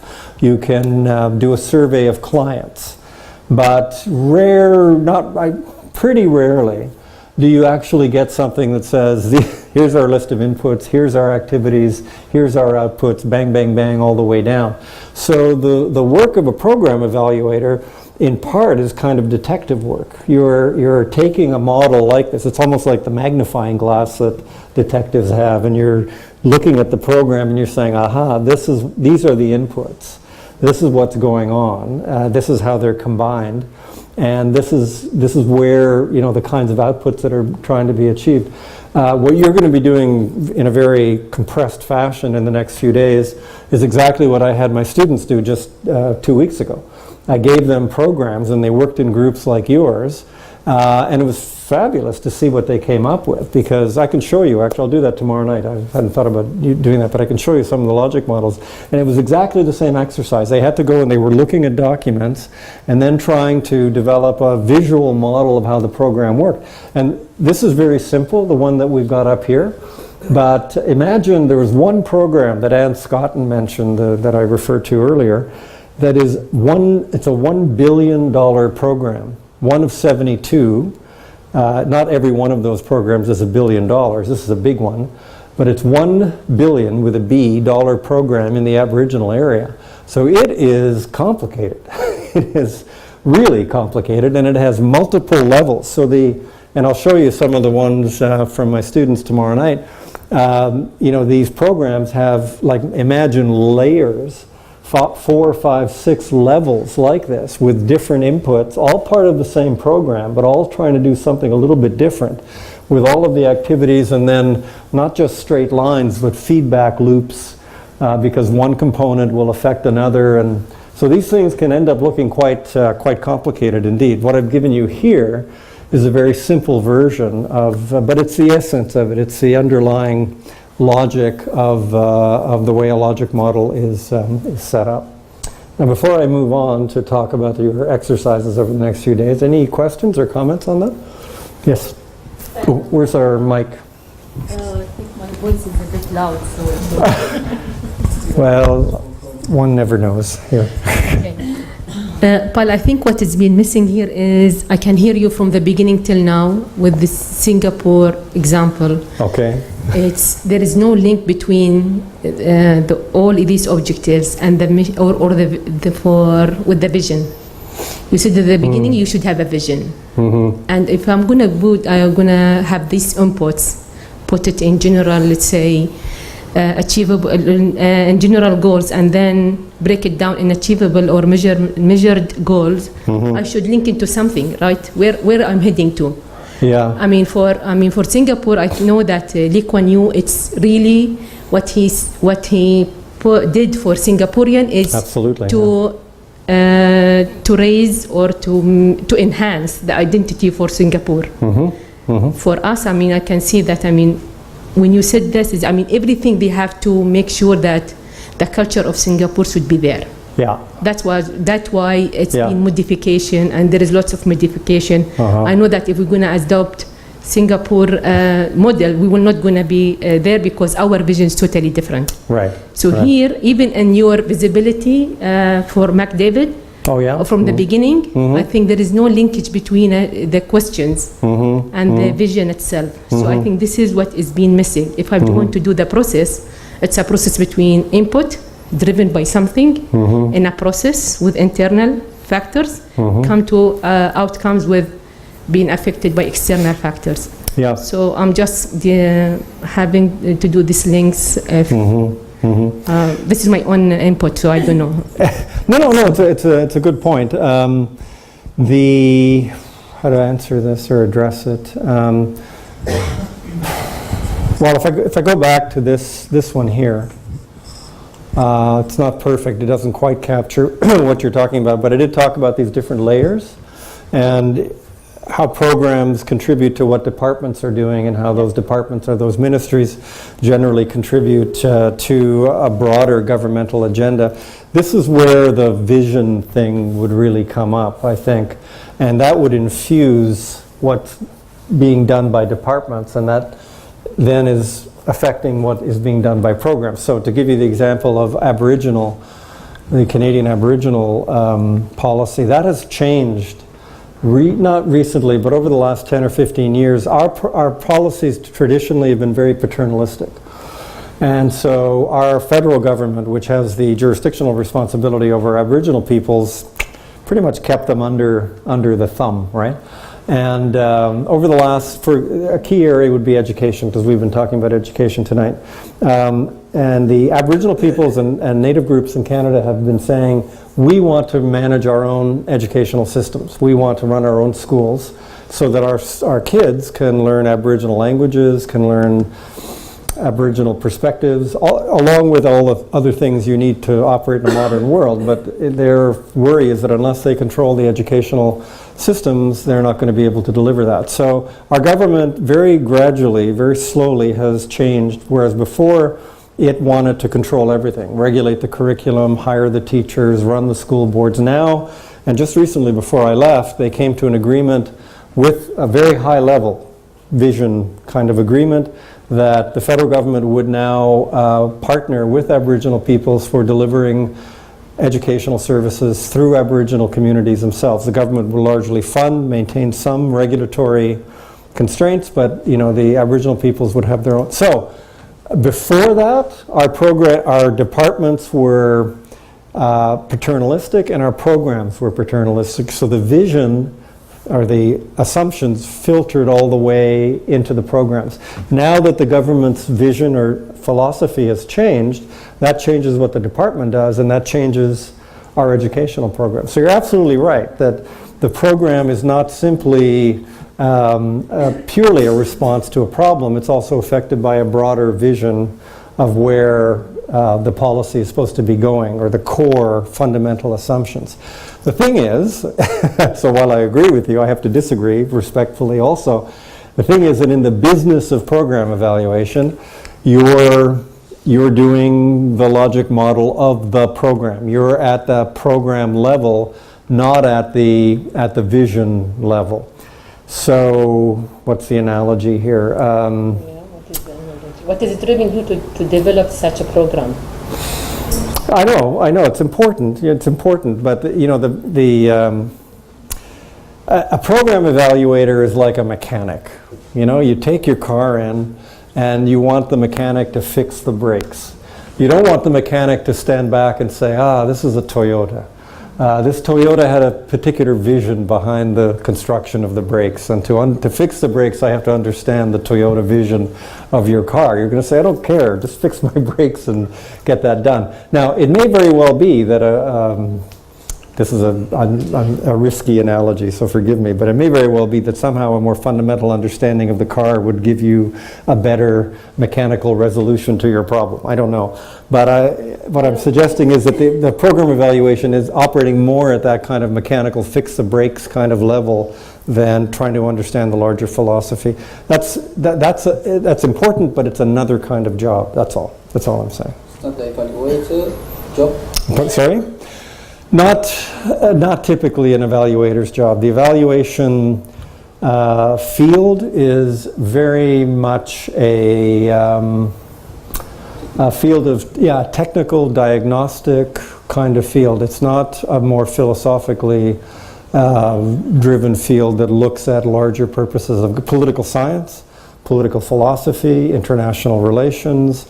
Those are fields that ask these more fundamental questions. But program evaluation is a little bit more mechanical, I think.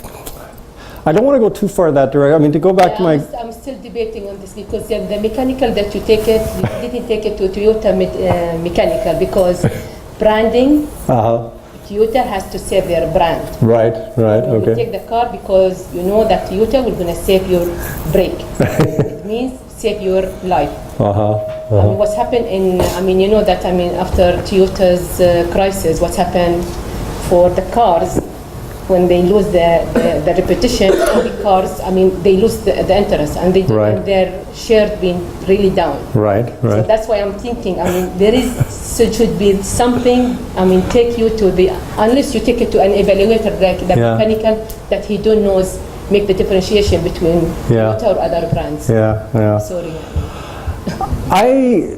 I'm honestly unsure. And let me give you an example that kind of goes on the other side, closer to your position. Remember I mentioned our quality assurance review in our academic program? They actually were asking, because it was an external committee that came to review our program and assure our quality, one of the conclusions that they came up with was, that they arrived at, was that we the school, didn't quite know what we wanted our identity to be.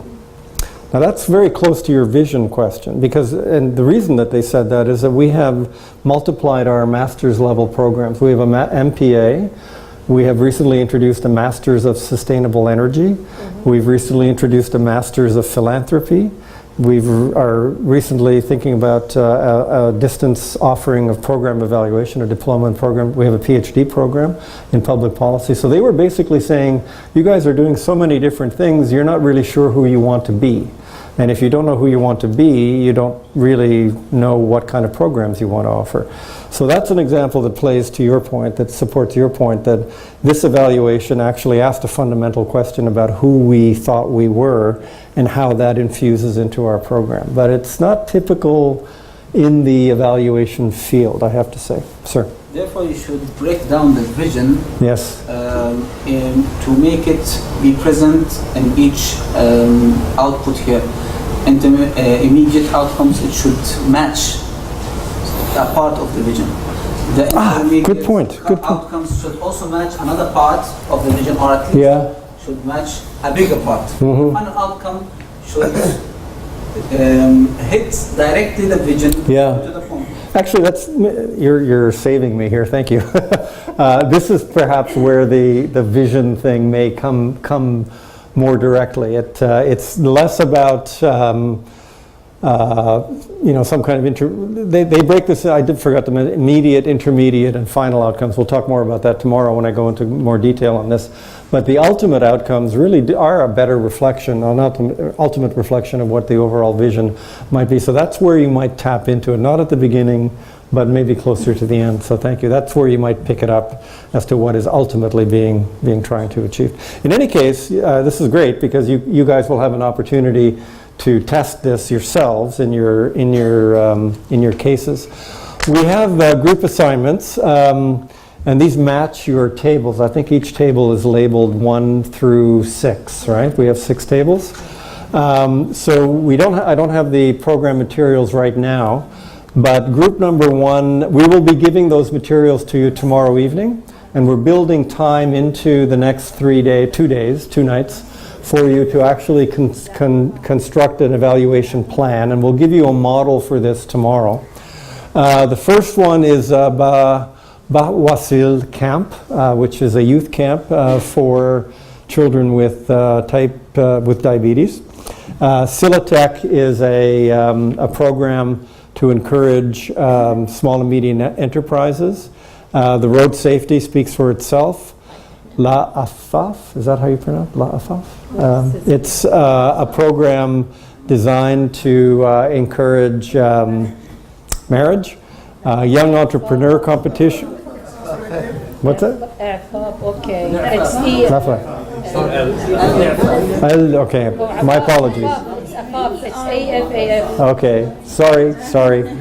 My Arabic is a little rusty, so it's... It's a French. It's French? Oh. Okay, I'll have to look back at that. Your French has been affected, your English. Yes, that's right. It's even worse, okay. Young Entrepreneur Competition for Table 5, and then there's a student club here, I believe at the university or the foundation, that this is something that was just designed while I was traveling, so our research assistants have pulled this together, that is working on innovation or encouraging innovation. At least for the first few, if you have time this evening or tomorrow, you can take a look very quickly at the programs, but we will provide you tomorrow with binders that provide some basic information and some resources for you to pursue, and we'll do this in a group format, and we're basically going to ask you to develop an evaluation plan that you will present on Thursday through a PowerPoint presentation, and we'll give you time, as I said, tomorrow and Wednesday, and I'll be around, and we'll have some assistants around as well to facilitate this. These are the instructions. Again, I'm sorry that you don't have the actual handout, but we'll go back over this. If I could have your attention, please, just for the last few minutes. We'll go back over this again tomorrow, but just to give you an idea, we're asking you to develop an evaluation plan. This is not, as I said before, an evaluation as such, just a plan on how you would conduct it. As I said before, it's the first step in conducting a real evaluation. And the elements of your plan will be, and we'll give you an example tomorrow, and I'll show you some logic models as well tomorrow. First, do a logic model of the program. So you're going to get some text, but we're also going to give you websites and sources that you can tackle. So what is the logic model of the program? The evaluation issues that you have to address, and we're going to suggest that you develop up to 4 evaluation issues, and you'll see an example tomorrow, so don't worry, with up to 2 or 3 sub-questions for each one of those issues. Again, just bear with me, you'll get the example tomorrow. For each of these questions, the indicators, data sources, and measures that you think you would use when you actually conduct the real evaluation. And if you plan to use surveys, what types and samples of questions, and the strengths and weaknesses of the evaluation plan, because every evaluation plan will have some strengths and some weaknesses. And then these will be conveyed in a PowerPoint presentation on day 4. So there's an example of, you'll see the handout tomorrow, of a kind of grid that you can use for your issue, the key questions, the indicators, the data sources, and the measures. Now I know this seems quite daunting or maybe a bit complicated at this point, but you'll get the example of the respite care tomorrow. We'll give you the additional sources and data materials in binders for each table. We'll be available to provide support. And I'll show you examples of logic models from my students from a few weeks ago to give you an idea of what a logic model will look like, and we can possibly hand some of those out or put them online for you as well. So I think, yes, of course, any questions? Tomorrow it's the McDavid readings, if I can see which one. Thank you.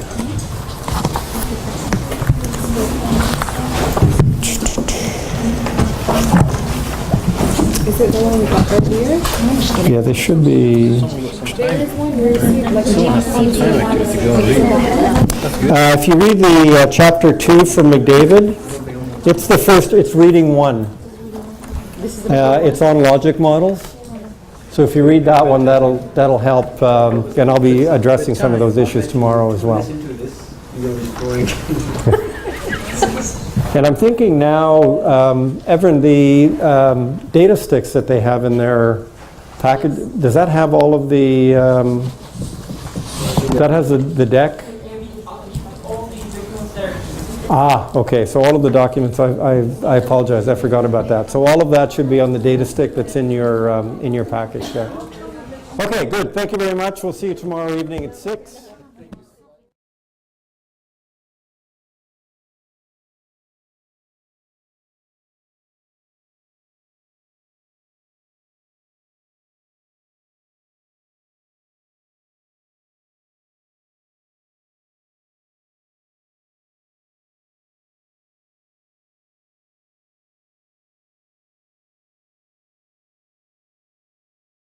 Hello, good evening, ladies and gentlemen. I think everybody is here now, so let's begin. Welcome back to day or evening 3 of getting a little feedback. Tonight we're going to be looking at indicators and data sources, this should provide some background or some conceptual tools for you to grapple with the evaluation plan. We're going to give you, after the break, about a little over an hour or so to work in your groups to make the preparations. Again, as a reminder, we gave the instructions out yesterday. You should have those in front of you. The key is to develop, for your case study, a logic model of the program, and you started doing some of that last night. A set of issues, a set of questions related to that set of issues, and then also the indicators, the measures, and how you would actually go about, again, in a planning sense, go about conducting the evaluation. So what kind of information, what kind of data would you be looking for? Some of those will be straightforward, some of them will be a little bit more obscure. So we'll touch on some of the key points or ways of thinking about the types of data that you'll be gathering. Obviously, again, we don't have a lot of time, but I'll do as best I can to move into the materials. No, I don't have my, there it is. So overview, what are we going to talk about? First, I want to go back and revisit 2 types of evaluation, just to pin those down more precisely than I did on the first evening. And that's looking at process evaluation. That's one of the 4 types of evaluation that I laid out. Utility and performance is fairly straightforward. It's what people think about a program. It's what clients perceive about the program, how much they like it or dislike it. So basically there you're asking people their point of view, their opinion.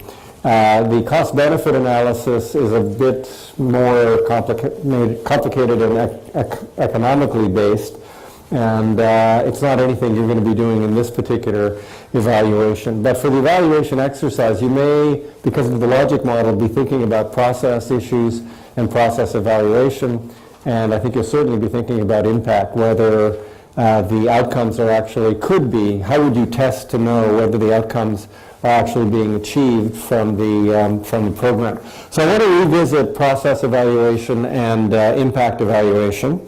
Then talk a little bit about indicators and what indicators are and how we construct them. Data sources, this is fairly straightforward. It's just where you find information. Then some distinctions between qualitative and quantitative sources of information and data.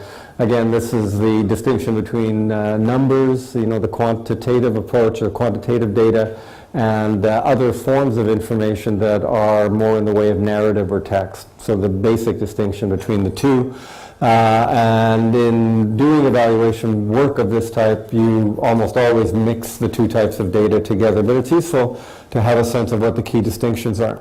And then, as I said, after the break, you'll have your opportunity to work on the case presentations. So, process evaluation. When we go back to the model that we discussed over the last 2 days, in a very simple way, inputs leading to activities, leading to outputs, leading to outcomes. This is the core spine of a logic model. The process evaluation is at this end. It's looking at the combination of inputs and the way that they work through and in activities are combined and put together in activities to achieve these outputs. So the process evaluation is at this end of the chain of outcomes or inputs, activities, outputs, and outcomes. The outcome or evaluation obviously is at this end. It's looking at what actually has happened and what the impacts are of those program activities. When you're doing a process evaluation, you're taking for granted or accepting that the outcome, or being neutral about the actual outcomes. You're assuming that the outcomes are being achieved in some measure, in some fashion, and the key questions are, the basic questions are, how do inputs and activities contribute to those outcomes, number one? How do they actually contribute through the outputs to the outcomes? And then how can they be improved? What kind of efficiency or effectiveness improvements can be made to the way in which things are done at this end of the spectrum or this end of the quadrant? Let me just see if I've got another. So I was thinking that one way to try to illustrate this is to go back to the simple example that we used yesterday of Meals on Wheels, where you did a logic model so you understand the basics, components of a Meals on Wheels program. And this is the one that we were looking at, the volunteer, or the meals themselves, the volunteer contact, these outputs, and then the various outcomes. So what you'd be doing in a process evaluation is focusing on this end, the components and the outputs, and seeing how they actually work, how they operate. And you would be, sorry, I'm not, there.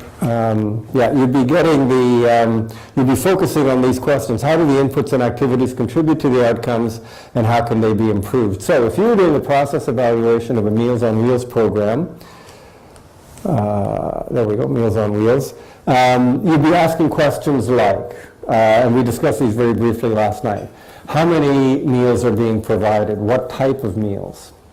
Who's preparing them? How are they being delivered? According to what schedule? I mean, we could go through all of these list of questions. According to which schedule? With what vehicles? Distributed over what area? The Meals on Wheels program that I told you about in my city, in Ottawa, if you Google them, Meals on Wheels Ottawa, comes up with a map, and on their site they have a map that shows the distribution of the services that they provide across the city. So you can actually see a map of where they deliver these services, the meals, as well as the time spent with people that are taking those meals. So it goes with the volunteers. Who are they? How are they selected? Do they have any particular qualifications? Et cetera, et cetera. What kind of training do you provide for them? What kind of review? Even if they're volunteers, you want to have some kind of oversight or assessment about what their activities are. So you can take what looks, quite simple, and one box here, meals, and one box here, which is volunteer activity, and unpack all of each of those into quite an elaborate, I'm worried about feedback, if I stand here, quite an elaborate list of different elements or components. Then the question is, okay, given that we know that at this end here, this is what we're striving towards, this is what we're trying to achieve, how do all of these different elements contribute or not contribute to those outcomes? Now, to give you an example, one would assume that the meals should be nutritious, right? And that they should be prepared according to sanitary principles and practices. So part of an evaluation would contain a process evaluation, would be to look at the meals and assess their nutritional quality, who's preparing them, under what conditions, are they licensed properly. The delivery, are the meals being delivered while they're hot? if there are meals that are ready or prepared. In other cases, people can order frozen meals and put them in their freezer. So are they, I mean, these are all extremely detailed and not particularly exciting questions, but they're exactly the kind of questions you would ask if you were doing a process evaluation. So where are they being delivered? How timely are the deliveries? What is the distribution?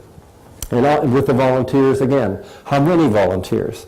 How well do they interact with the clients? Do they just drop off the meal and leave? Do they spend time?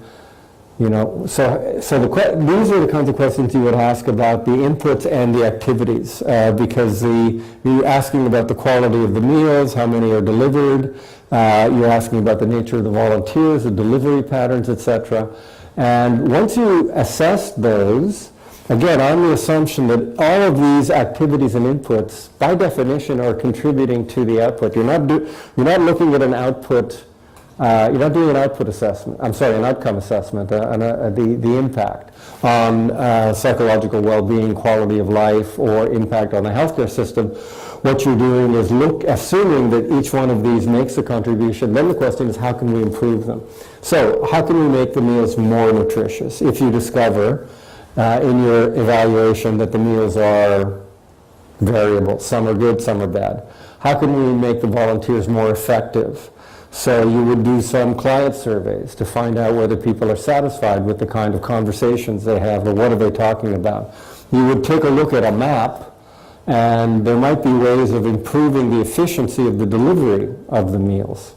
So you're not asking questions about the contribution to the ultimate outcome, the ultimate objective. You're asking about how the configuration of those activities takes place in order to deliver it either more efficiently or more effectively.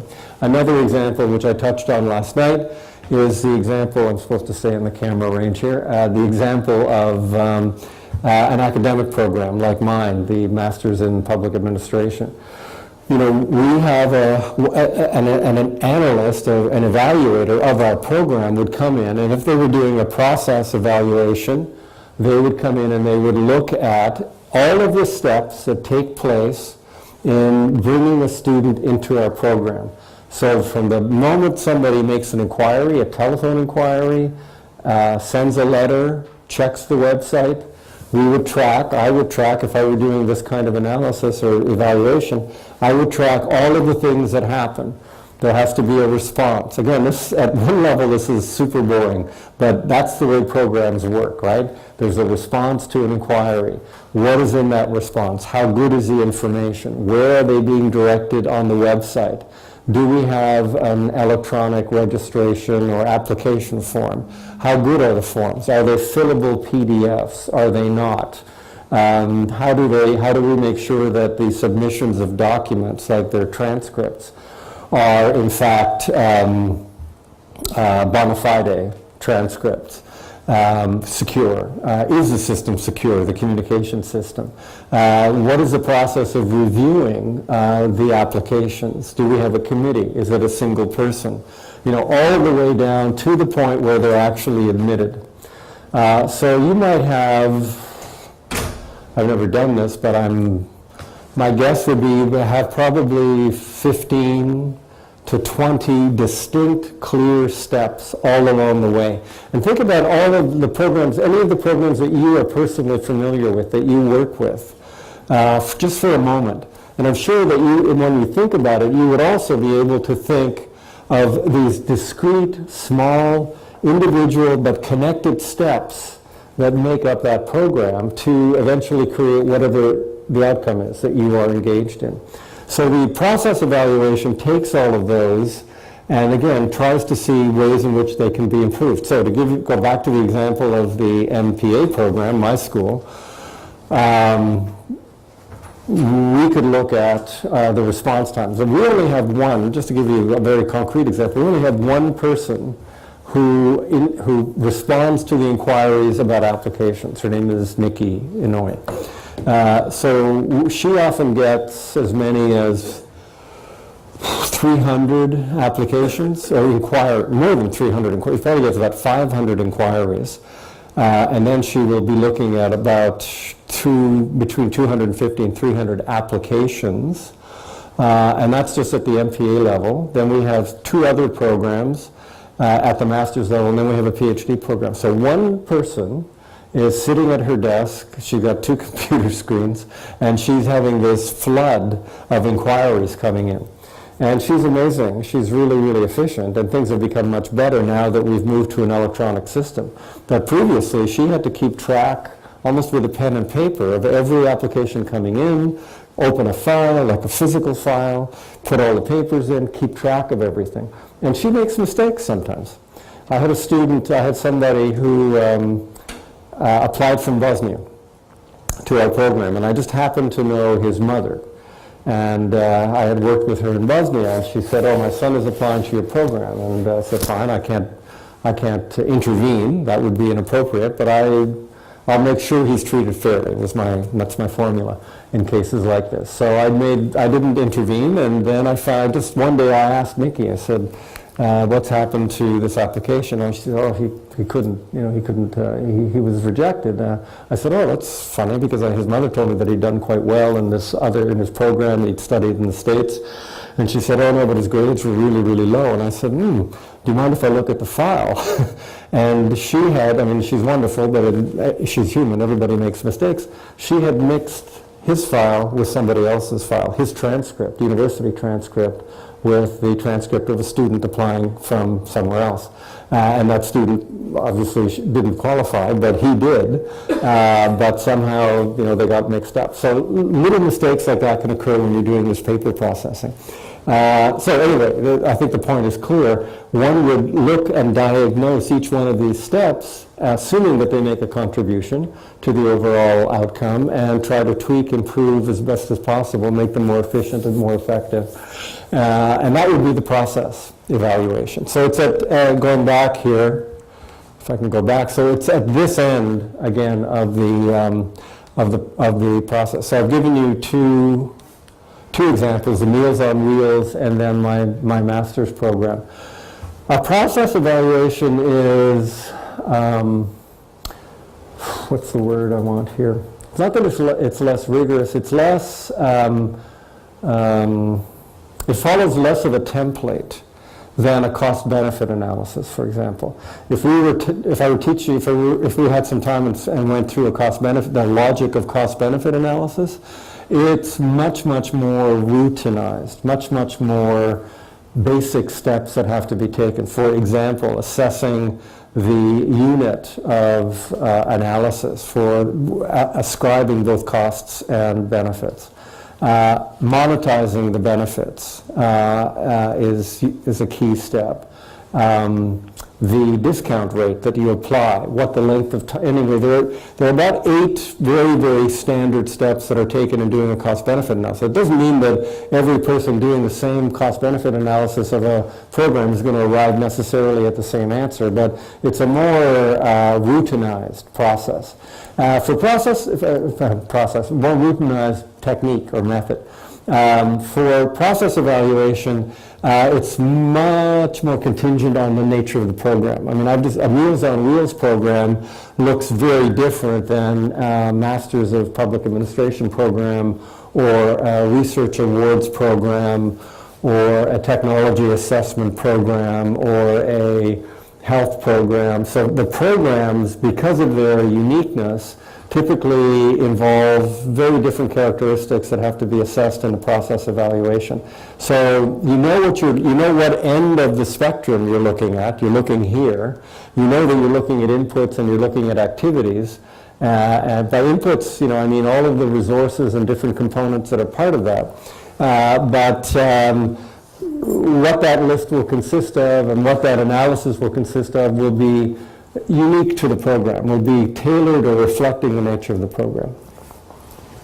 I don't know if my mics are working tonight. Let me see.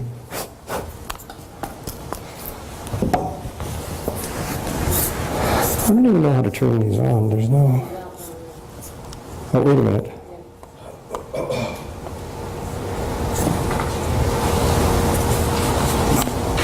Does somebody know how to turn this on? Should be working. I think it's working out. Mm-hmm.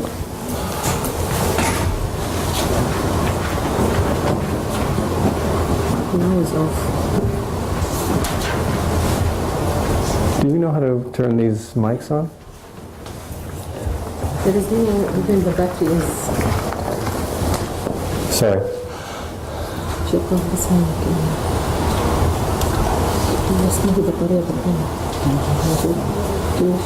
Okay, we'll fix it. In the meantime, go ahead, Nas. I just wanted to ask, when do you decide what type of evaluation you do? I mean, do you decide in the beginning, or it comes up when you choose the issues, like relevance, what you decide which issues, and that determines what type of evaluation you do? Well, we haven't talked a lot about this, but program evaluation typically is done for a client. So it's not up to the evaluator to decide what they're going to do. You're not a free agent typically, unless you're in an academic institution or a think tank. So typically it's a client or the manager that decides what kind of evaluation they want done, whether it'll be more of an outcome impact evaluation or whether it'll be process. So in our case, I mentioned to you that we did actually have a real review assessment. It's called quality assurance.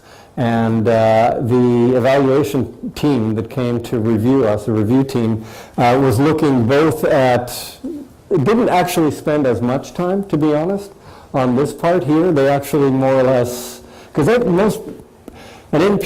master's program, an academic program, in a given field, if it's a master's of engineering or a master's of public administration, they pretty much all look the same, no matter where you go in the world. I mean, the basics are there. You have to have offices, you have to have classrooms, you have to have some support staff, you have to have professors, you have to have students. You know, if you're missing one of those, lots of professors, no students, you don't have a program. Lots of students, no professors, you don't have a program. So, the basics are kind of assumed. So we didn't spend a lot of time on this. And we're relatively well-resourced as a program. So but they did spend much more on this, the quality of the teaching, what was being taught in the courses. How closely our courses reflect, and this is, remember when we talked about the definition of evaluation, I mentioned this idea of standards. You're assessing or valuing a program according to some set of standards, criteria. I mean, that's a whole other discussion, but you're going to be having that in your groups as you make decisions about what it is that you want, that you think is important in evaluating your program.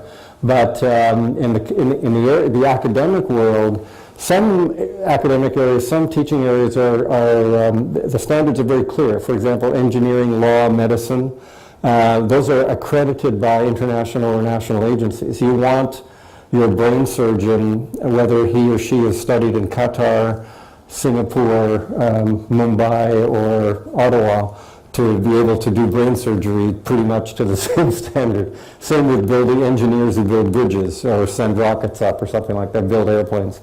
Masters of Public Administration probably is about as important as brain surgery, but many people don't agree. So, but there are kind of international accreditation standards, both in the U.S. elsewhere. So one of the key questions was looking at the content of courses in relation to these standards. But they were also asking about outcomes. Where do our graduates go? Do they get jobs? Do they work in government or in the public sector? That sort of thing. Where was I? Okay, so any other questions or points on this process evaluation type thing? Okay. Outcome, or effectiveness, or impact. All of those are roughly the same. And this is the same slide that I had the other day. So effectiveness, we're looking at the impact, the outcome of a program intervention. You remember that logic of program intervention that I shared with you on the first day. And the questions here are, the sort of standard questions are we making a difference with this program? A difference that we want to make, in other words, a positive difference. And in what ways is this program worthwhile? In what ways does it actually achieve its intended outcomes or purposes? This is a very basic kind of model, and it's similar to the one that I showed you over the last couple of nights. You have a program, whatever it might be, and we've got 6 programs around the table here: small, medium enterprises, the diabetes camp, the road safety ones, for example. These programs are trying to achieve some outcome, some kind of result. And each of your programs indicates to different degrees. Some are quite clear and very specific about what the outcome is that they're trying to achieve. And they're focusing on one or a limited number of causal variables to try to have that effect or that outcome. So that looks fairly simple, and of course we looked the other night at the difference between intended outcomes and actual outcomes as a measure of the kind of assessment of impact.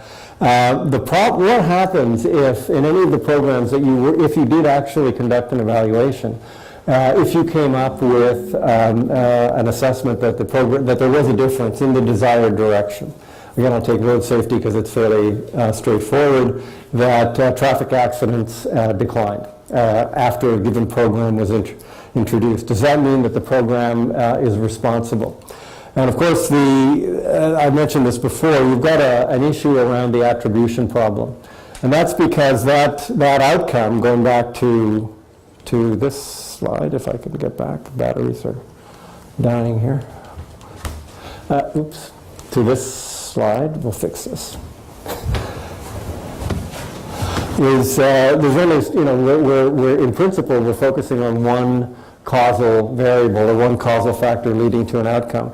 But in the case of road accidents, there could be, as I mentioned the other night, there could be a variety of different causal variables: the quality of the road, the quality of the vehicles, driving habits, obviously, the age distribution of your drivers. Young male drivers typically are worse and more dangerous than older female drivers or even young female drivers. So, the demographics. So there's all the weather, not a factor in Doha, but it's still in many places like where I come from, it's a big deal. And, one day can be minus 20 degrees with ice and icy snow, and other days, not. So the weather conditions can make a big difference. So there's a whole bunch of things that's cause 1, cause 2, cause 3, a whole variety of causal factors that are potentially affecting that outcome. You, in the program design, have isolated a particular causal factor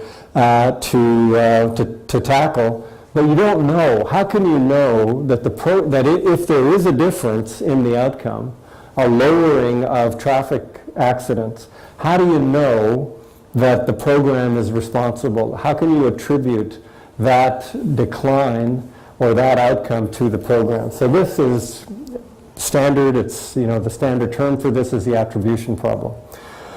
And it's for every program that you can imagine. You introduce a new educational program or new math training. Students do better. Is that because of the program? You introduce, you give everybody a tablet, every kid a tablet. They end up doing better in reading scores. Is that because of the people that introduced the tablet, the people that dreamt up the program, the people that are paying for it, are absolutely going to say, yeah, it's because of what we decided to do. So they would be very happy with it. But this is why evaluators are often not so popular, because the evaluator says, no, wait a minute. Just because there seems to be a positive result from this intervention doesn't mean that your program, sir, ma'am, was really responsible for this change. So the $1 million question, I guess it's cut down, I should say the $1 billion question is how do you determine what not only what the contribution of the program was to the outcome.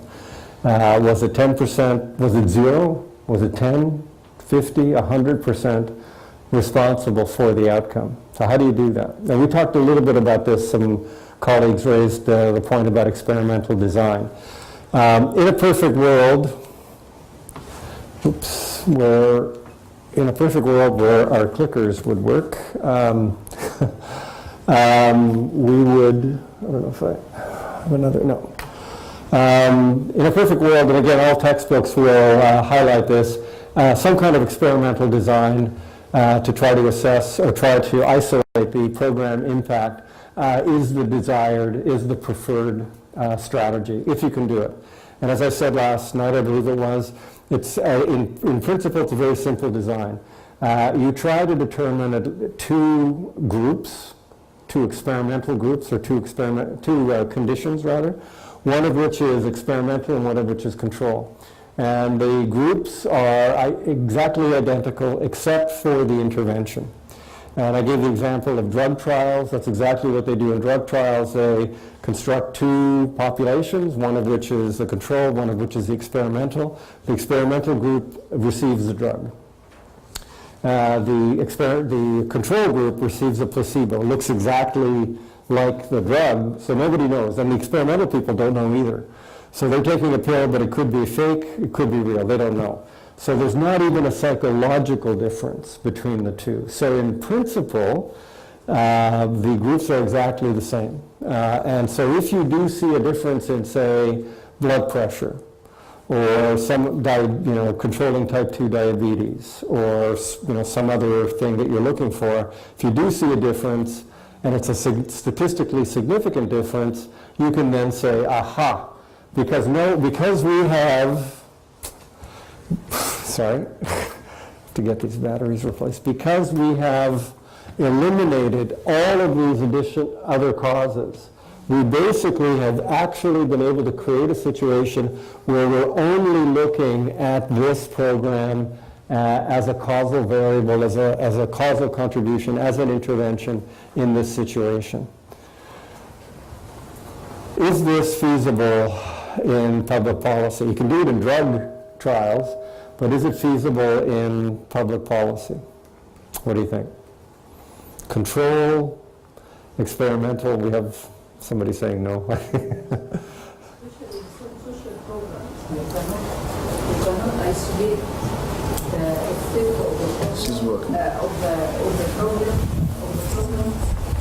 perfectly. You cannot make perfect isolation for the effect of the problem of the program itself. Mm-hmm. So especially, I'm talking about social programs. Yeah. For example, if you are assigned or designing a program to reduce the divorce rate in the country, how would you attribute the final outcome to the program only? Very difficult to isolate the other reasons, even with if you apply it before and after. Mm-hmm, mm-hmm. There are many social problems and culture and other effects that would really, they may take you totally to another outcome. Mm-hmm, mm-hmm. And this is in real life happen all the time. Yeah. Social programs, that you design a program, especially if you have partners in application or in implementing the program. Mm-hmm, mm-hmm. Sometimes you leave this role to this partner, and the partner will implement it in a total different way, that finally you come to another outcome other than what you have designed in the first place. Mm-hmm, mm-hmm. And you can't control that because it's somebody else who's in charge of the delivery. Yeah. It's very difficult to isolate it. Mm-hmm. Yes, our colleague is absolutely correct in social programs for several reasons. I mean, I think you highlighted a couple, but there are some other ones as well. The issue is in the one that you gave about trying to lower the divorce rate. You can't keep people in a bubble.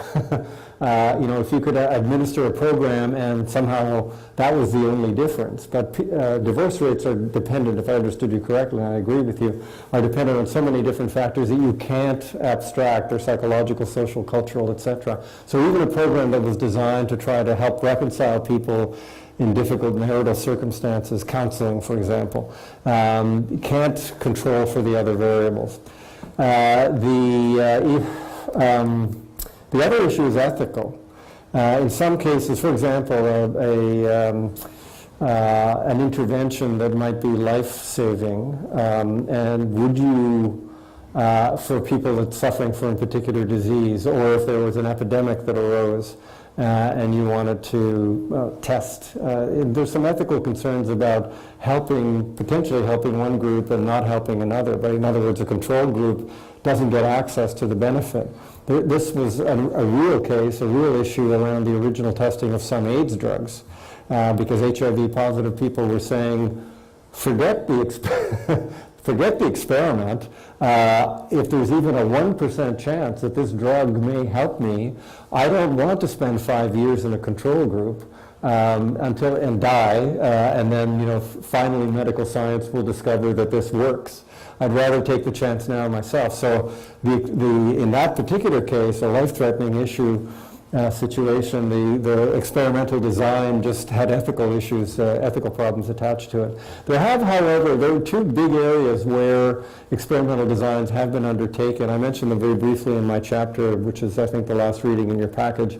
One that again, almost all textbook readings about program evaluation will mention, and that's the income maintenance experiments that were done in the United States, and there was a smaller version done in Canada, I believe in the 1990s.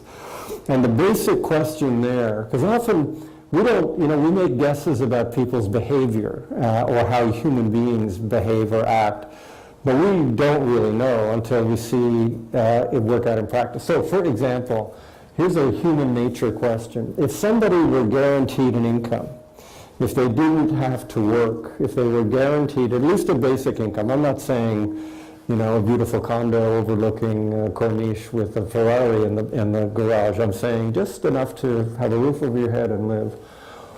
Would that be a disincentive for people to work? Or would people continue to work and seek employment and get into the labor force and prefer to earn their own money versus being supported through a social program? Depending on your ideological views or your view of human nature or your religious views, we would maybe come down on different. People are fundamentally lazy. No, people are not. They, fundamentally want to stand on their own feet and be independent. But we don't know until you actually give people the opportunity. That's a huge, huge experiment. And both cases in the U.S. and Canada did actually, design experimental conditions where large groups of people, thousands of people, families were given guaranteed incomes and others were not. And you have to do this, you can't just do this over 6 months. You have to do it over years in order to come to some reasonable conclusion. And unfortunately, they spent lots of money and they had control in experimental groups, and the conclusions were still unclear as to what the actual impact of a guaranteed annual income would be. On balance, the evidence seemed to suggest that a guaranteed annual income at this level, at a fairly low level, doesn't in fact undermine work incentives too much. So there's still a lively debate in the U.S., not as, well, it may become a more important debate as Obama and others are more concerned about equality and inequality issues in the U.S. But so those are two big, historically important experiments that were conducted on income maintenance. And you'll see them referred to in the literature, and I talk about them in the text. There is something called the Manpower Development Corporation in the U.S., and we have a parallel that's connected to it in Canada, Social Development Research Corporation. And both of those are kind of big think tanks that do work for respective human resource ministries in Canada and in the U.S. and in the States. And they do experimental designs on the administration of certain programs. They're usually related to income. So our colleague who mentioned, the problems, they're programs that can, to a large extent, be isolated to one intervention. Here you're supporting income. So one question was, I know a colleague who works for FDRC, they were looking at the effects or impacts of supporting single mothers by providing free daycare or free nursery care for their children so that they could then get training and go and find work. Again, it was a very similar kind of question to the income maintenance. If you provide these supports, will people actually go out and try to seek, realistically and seriously seek work, or will they just stay at home and watch television and eat popcorn? So that again takes large groups of people over a period of time to come to some conclusion. That experiment is still underway, and they've done a few others that I mentioned in the reading. So if you're interested, you can follow up on this. And just very quickly to finish, the other big area in the U.S. I'm not an expert on education policy, But my understanding is that in the U.S., there's a lot of experimental or quasi-experimental design that goes around different educational programs or educational interventions. So a new math program, a new reading program for different ages of kids. Because you have so many different schools, you can basically divide, if you've got 100 schools, you can do 50 with that program, 50 without, and you can actually do the testing within the school system to see what the outcomes are of a different intervention. So experimental designs are alive and well in the educational field, very much so in the U.S. particularly. But outside, in most other areas of public policy, they're simply not feasible. Sir? The question is about, do you recommend if you want to implement a program to take a sample from the the main population, because in some sectors like education, it's risky to do like this, to have the whole population and to implement the program and to assign two groups. So what about the control group? If this, the tablet project, it's effective. So the other group will increase their scores, but the control group will not benefit from it. So it's more, I think, risky in these situations. But maybe we will take a sample before implementing the program and see, afterward, if it's effective, then we can apply to all schools. Well, the sample would have to be representative in some way of the entire population. So you're pretty much in the same zone, because you have to construct the sample in such a way that it gives you some window into the entire population. The experimental design, as I say, is kind of a gold standard. If you can do it, if you can achieve it, it gives you that sampling technique simultaneously with an intervention, so you can test the difference. So it's still thought of as the preferred strategy. But what happens when you can't? Can you get close to it? So, can you get close to it? And there are a variety of non-experimental designs that more or less try to capture the same thing. We mentioned yesterday, what I should have put on there and I didn't, I'm sorry, is you can try to, a pure experimental design has a purely randomized selection of the two populations, control and experimental. But what if you can't do a pure randomization? Then what you might say is, okay, we can't randomize, just to take a student population as an example. You want to have an educational intervention, will it work or not? You can't develop purely randomized samples of controls and experimental groups. So then you step back and you say, okay, what are the likely alternative causes that would have an effect in addition to this program intervention? So let's take an educational program, income. So students coming from higher family incomes are likely to do better in school than those coming from others. There may be language difficulties. There may be the section of the city from which they come, quality of teachers. So you can come up with maybe 5 or 6 different possible variables and try to control for those. So the nice thing about an experimental design is that it controls, in theory, simultaneously for everything. So it could be almost an infinite number of alternative causal variables or alternative explanations. With this kind of quasi-experimental design, you're consciously trying to decide on a handful, a limited number of potential causal variables and try to exclude those from. So that doesn't achieve the gold standard, but at least it's trying. Non-experimental designs are before and after. Most of the textbooks will tell you that's useless, but in the real world, the before and after is often what people pay attention to. Certainly, if you read a newspaper, they will say, this new program was introduced in Qatar 6 months ago, and here are the results. Clearly, this program has been either a failure or has been a success, and that's purely on a before and after. Here's what was happening before the program was introduced, here's what's happening after. It must be because of the program, or it must be that the program had no effect or impact. If you understand the logic of experimental design, you realize that that is an illegitimate thing to say. But it's not completely unreasonable, it's just that in principle there may be other things at work, as I mentioned, that are explaining the outcomes. Meta-analysis, I only mention that again as a terminology so that you're familiar with it, and that's occurred over the last 15 or 20 years. And it's the big area where meta-analysis is done is in the educational field. There are so many program tests or evaluations in the educational field that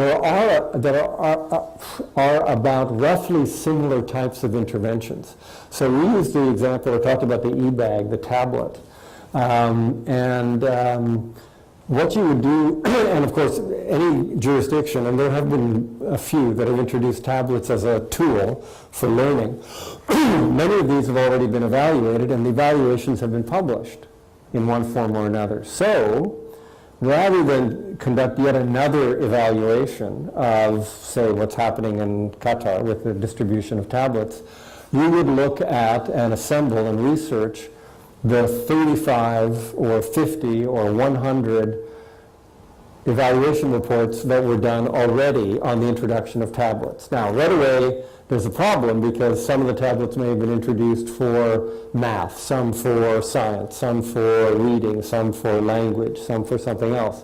So there's always a process of standardizing to some extent. But what you end up having are, let's assume there's 30 studies. You've got 30 data points that you can analyze. So just to keep it simple, let's say out of those 30 evaluations that were conducted of the introduction of tablets, 25 of them said that there was a positive benefit or a positive outcome in terms of educational performance of the students. You're doing a meta-analysis, an analysis of analyses, and you're concluding on that basis that the introduction of tablets does have a positive impact or outcome in terms of educational performance. So again, it's a different technique, but it's crept into the literature because by this point, so many evaluations have been done in so many areas, again, particularly the educational field, that it's beginning to be possible to do an analysis of analyses rather than do your own, or an evaluation of evaluations rather than doing your own evaluation.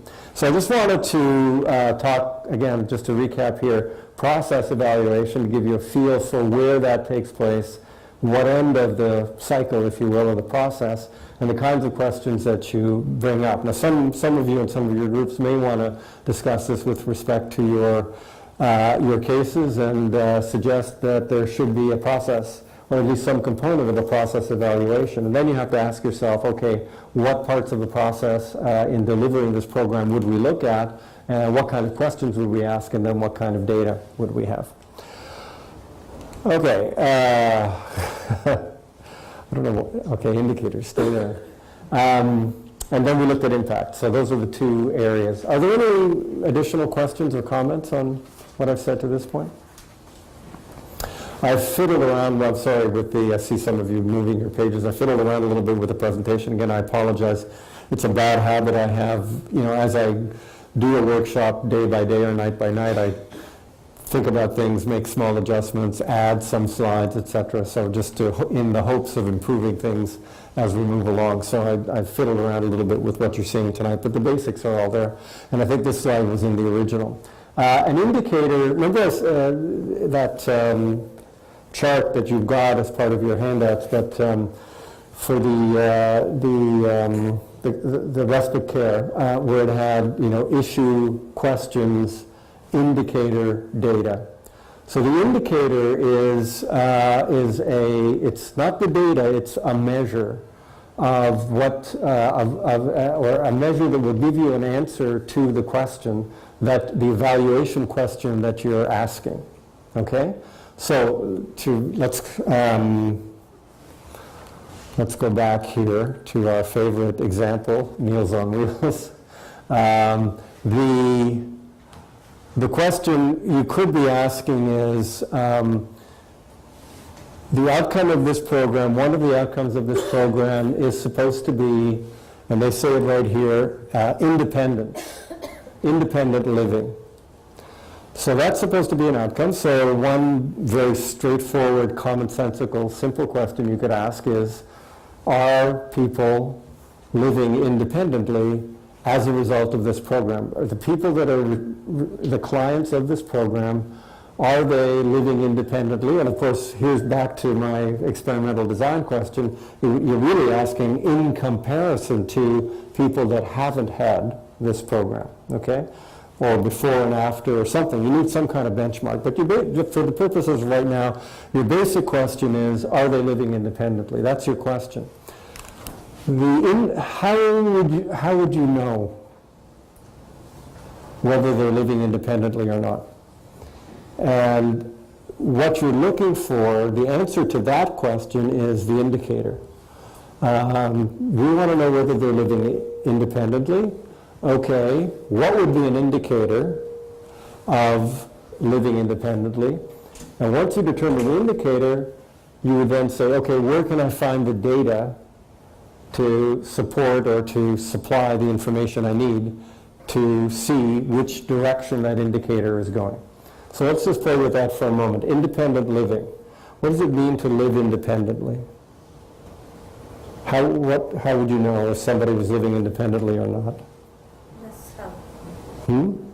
Receiving less. Less help, okay. So they would be able to, it would be an ability thing, right? They would be able to get up in the morning, wash, bathe, maybe make their own meal, dress themselves, go for a walk, watch television, not fall, variety of things, go and to the end of the day, put themselves to bed and then start all over again the next day. So your answer to the question of independent living, the indicators would be things like in-home, in-house injury. Might be something like the frequency of being able to leave the home for small errands. It would be things like personal grooming, things of that nature, yeah? Maybe even comparing them before and after the that's the next step. You're jumping ahead a little bit. But what I'm saying is you've got something like independent living, and then you need some kind of measure, right? Some indicator, something that would tell you whether they're living independently or not. Then you ask the data, where would you find and how would you find the information? I'm missing my...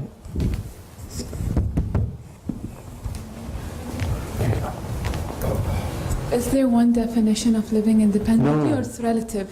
No, it's exactly that. It's relative, but it's also a decision you have to make.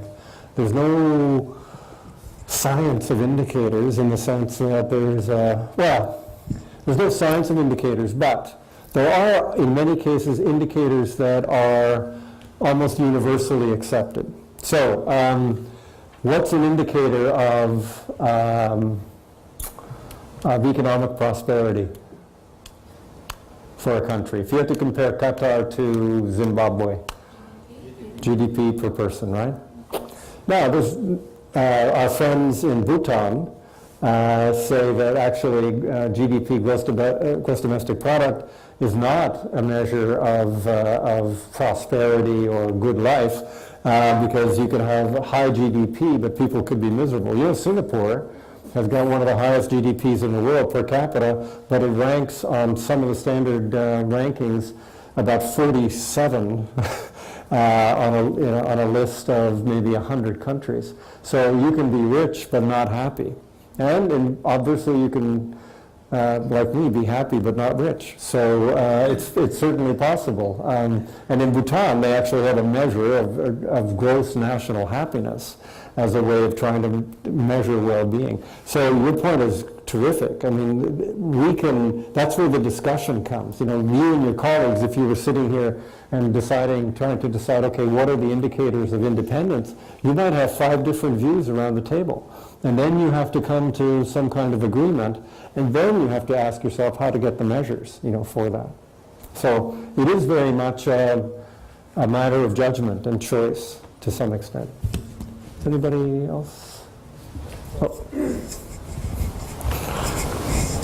I will just toss this to you, but it's a little heavy, so. just had a quick query regarding the act of delivering meals and then measuring the independence.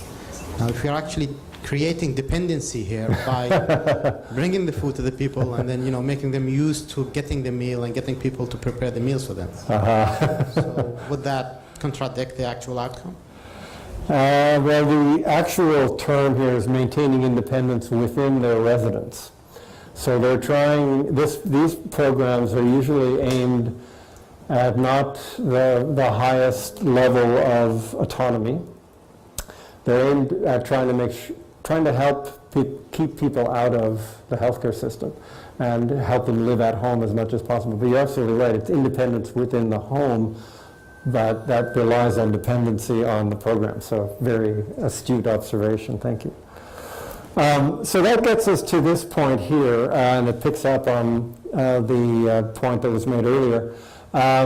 It's a meaningful, an indicator is a meaningful measure of some phenomenon that you're interested in. And not every indicator is meaningful. I mean, my funny example here is, average student weight as an indicator of educational quality. It may very well be that overweight students are happy students, and because they're happy, they perform better educationally. But, most of us would think that's a bit of a stretch. So, you're looking, again, here's a case where it's not so much a matter of judgment. We would accept that standardized scores in math performance, language, science are the indicators of educational attainment, educational quality. I mentioned PISA. I'm not going to go into the PISA methodology, but PISA, the Program for International Student Assessment, where Qatar has good news, bad news. It's better than it was last time, but it's still lower than people would like it to be. PISA is criticized for its measures and its methodology. And a lot of the more technical debate around PISA is whether what they're measuring is actually a reflection of the quality of the educational system. And depending on the politics of a situation of a country, some people will see it, yes, as a perfect indicator, others will question its methodological background. But there has to be some kind of meaningful connection, but it's not a scientific, in most cases, ironclad measure. You can always dispute. As I said, there has to be a plausible connection. And since even one indicator is often not sufficient, if your phenomenon is complex, usually you'll have a multiplicity of indicators. So PISA has now 4 maybe. Help me if somebody knows this. Math, science, reading, and complex problem-solving skills. They added that a few years ago because the critique was that these are just students can memorize, mathematical procedures, and that doesn't mean that they can actually think. What we want in a quality educational system is people coming out of that system and being able to apply their knowledge, not just do well on tests. That's the standard kind of critique. So that's been brought in. The Human Development Index is a composite index of a number of different measures: education, life expectancy, healthcare, GDP, wealth. And they're all rolled up into something, and then you have a ranking of countries. Canada for a while was number 1 or number 2 several number of years in a row on the Global Human Development Index, and that's a composite index. There's something that comes out of the World Bank, which is a governance measure where there are 6 different dimensions of governance. Voice and accountability is one.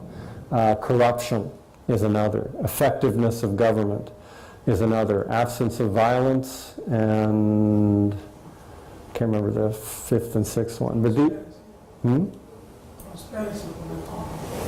Transparency. Well, transparency is in with the corruption. Yeah.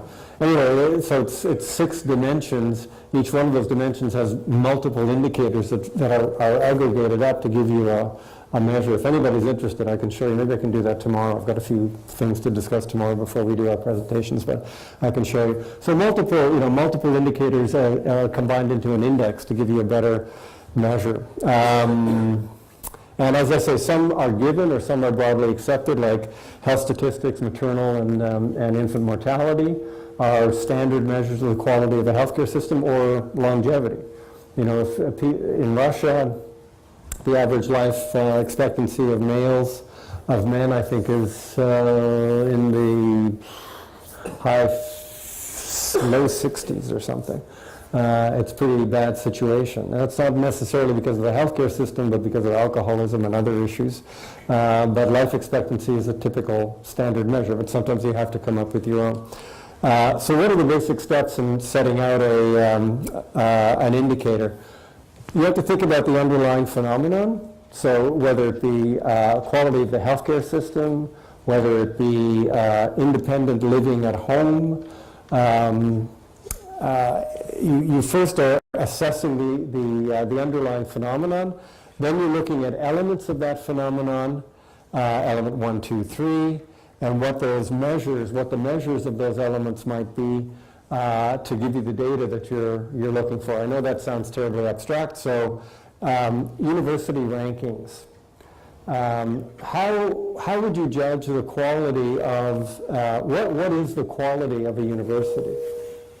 How do you know that Harvard, and why is Harvard ranked higher than, unfortunately, my university, Carleton? Number of students, degrees. Number of students, okay, but it's the, what is the quality, this is the phenomenon that you're the underlying phenomenon, which is quality of education. So you're right, the first thing you do is you say, well, the quality of education has to do with elements like the number of students, Scientific research. the quality of the research that takes place, how many publications, how many graduates, where they go, how many PhDs are on your faculty. So you start with this notion of the quality of education. You come along a series of different measures or elements of that phenomenon, and then you start thinking about what the indicators of each one of those are and where you would find the data. So a quality institution has, just to be very simple about this, a quality university has quality professors. So that you'd say, all right, so a strong teaching staff. Then, so that's the element here. Element 1 is part of, a pretty important part of the quality of a university. And then you say, what is the indicator of the quality of the teaching staff? Some people say it's the proportion of PhDs. I can guarantee that having a PhD does not necessarily give you a lot of quality in either teaching, research, or anything else. But it's it's a measure, an indicator. Number of publications produced in the aggregate, the number of patents. I mean, you could go through these, and then, of course, as I said, the next question is, if that's the indicator, where do you find the data for it? Patent. There are actually, all kinds of compendia of the number of patents produced at a national level or at the level of universities, and these are standard and they're referred to. So you have the underlying phenomenon, you have the elements, and then you have the actual measures. So the logic of indicators is pretty similar. The quality of a hotel. When you go to a 5-star hotel as opposed to a 3-star hotel or a 2-star hotel. What makes the difference between a 5-star hotel and a 3-star hotel? Now, the stars tell you that the 5-star is supposed to be higher quality, right? And a 3-star, a 2-star, a 1-star, or no star is a low quality. Where do the stars come from? Standards. And again, we're here at this level. Cleanliness, comfort of the bed, quality of the staff, and you could make, that's exactly what these associations of rate hotels and travel companies do. They go through a list, they make up a list, and you could disagree. You might say, no, I don't think the food matters that much, it's much more the ambiance, or the how many pools they have, or a fitness center. That's what's really important. So you can differ over what list of elements you have, and consequently have a different basis for the measure that you come up with of that underlying phenomenon. But the logic is the same. What's the phenomenon? What are the elements? What are the indicators associated with those elements? And where do you find the data? That's pretty universal, whether you're ranking and assessing universities, hotels, or restaurants. It's pretty much the same kind of thing. So, and this is inevitable. It's a fundamental part of doing evaluations, because you're involved in pretty much the same logic here in trying to come to terms with and understand. If you're doing impact analysis, we're not getting impact analysis here. You're looking at this end over here, and you're having to come up with some kind of measures of what will reveal the actual outcomes or the results. So thinking about indicators of measures is an important part of any evaluation planning, and that's why we're asking you to do it as well. The logic model is key. It gives you a sense of what the underlying program is about, but having a sense, and you will be doing this anyway, but understanding what steps you're taking to define the phenomenon as an outcome, think about the indicators and the questions you're asking, the indicators, and then the sources of data that will provide you with the information to tell you which way the indicator is going, up or down or whatever. Okay, very quickly, let me finish up with, we did the basic steps. Data sources and the distinction between quantitative and qualitative, and then we'll take a break. Data sources, not much to say here. I mean, the more the better.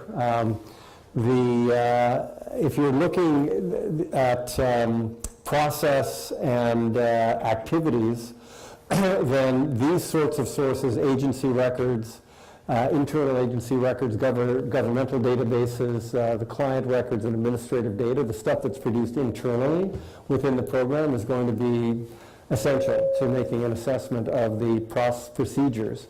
So the example of the quality assurance review undertaken of my NPA program, they were looking at student files. They were looking at the CVs, curriculum vitae, of the faculty. They were looking at, we have an Office of Institutional Assessment. I'm sure there's a similar thing here at Qatar Foundation. Office of Institutional Assessment that gathers all kinds of statistics about graduation rates, number of students that come in, number of students that drop out, etc. So that's administrative data. So in analyzing or reviewing the procedures, the inputs, looking at that kind of internal administrative data is quite important. When you're looking at impact at the other end of the spectrum and outcomes, then it really is contingent. I can't define in advance what the data sources would be, because it really depends on the kind of program and consequently the kind of objectives that they're trying to achieve. So the objectives for a road safety program are going to be different from the objectives of a type 1 diabetes summer camp. They're going to be different from trying to encourage marriage. Going to be different. So different from training young entrepreneurs, different from supporting small and medium enterprise. So the data sources will be very dependent on on the nature of the program and what the intended objectives or outcomes are. And that's where somebody asked the question yesterday, I think, during the break. To what extent is evaluation, maybe it was in our public discussion, to what extent is evaluation like a generic skill, a generic function? To some extent it is. I mean, we could take 6 different programs next week, and we could walk through exactly the same steps, and you could conduct or plan an evaluation for 6 completely different programs. Some of you are doing social programs this week, we could give you economic ones next week, and you would be applying the same tools. So in that respect, there's a certain generic quality to it. However, it helps to have some professional experience with an area. So doing educational evaluations of educational programs, it's helpful to have a background in education. To do evaluations of science-based programs or research programs, it's helpful to have some experience in that background. If you're evaluating agricultural support programs, it's helpful to know something about agriculture. At several levels, but one level where it's helpful is that you will have a better appreciation of what kind of data sources are available in your field. And it's those data sources that really will help you get both generate the indicators, but provide the information that you need to answer the questions around those indicators. So data sources will vary depending on the area and the specific objectives. What surprises me very often is how many, if you dig enough, or if you're knowledgeable enough, how there's information, especially today in our information-saturated world, there's information and databases and collections and indices and statistics on just about anything. It may take some while to find it, and you can't always vouch for the rigor and the reliability of that data, but I'm often surprised at how much is out there.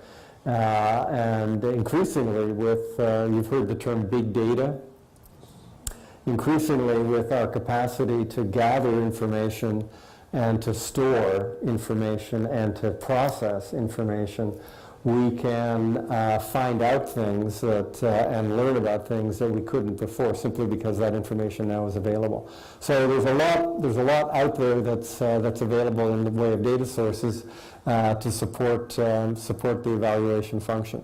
And finally, quantitative and qualitative data, very simply, you will use both, and you will use them both quite naturally.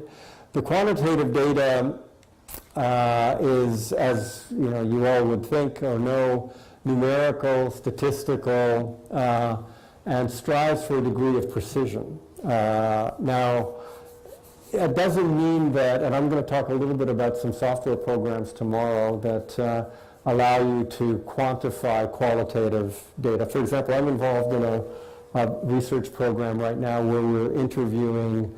We will have about 50 one-hour interviews with very senior public servants in my federal government. On the subject, it doesn't matter, but we have taped interviews. But taped interviews are, to make sense of them, we have to transcribe them. So we're transcribing them. So we will have hundreds of pages of interview data according to a questionnaire that's been administered by some research assistants to these individuals. There's a program I'll talk about tomorrow briefly called In Vivo, which is a way of tagging or flagging as you go through a text, elements of that text that then allow you to do a somewhat more quantitative analysis of what is qualitative interview data. So it's not that some things naturally appear in a quantitative form or always naturally appear in a qualitative form.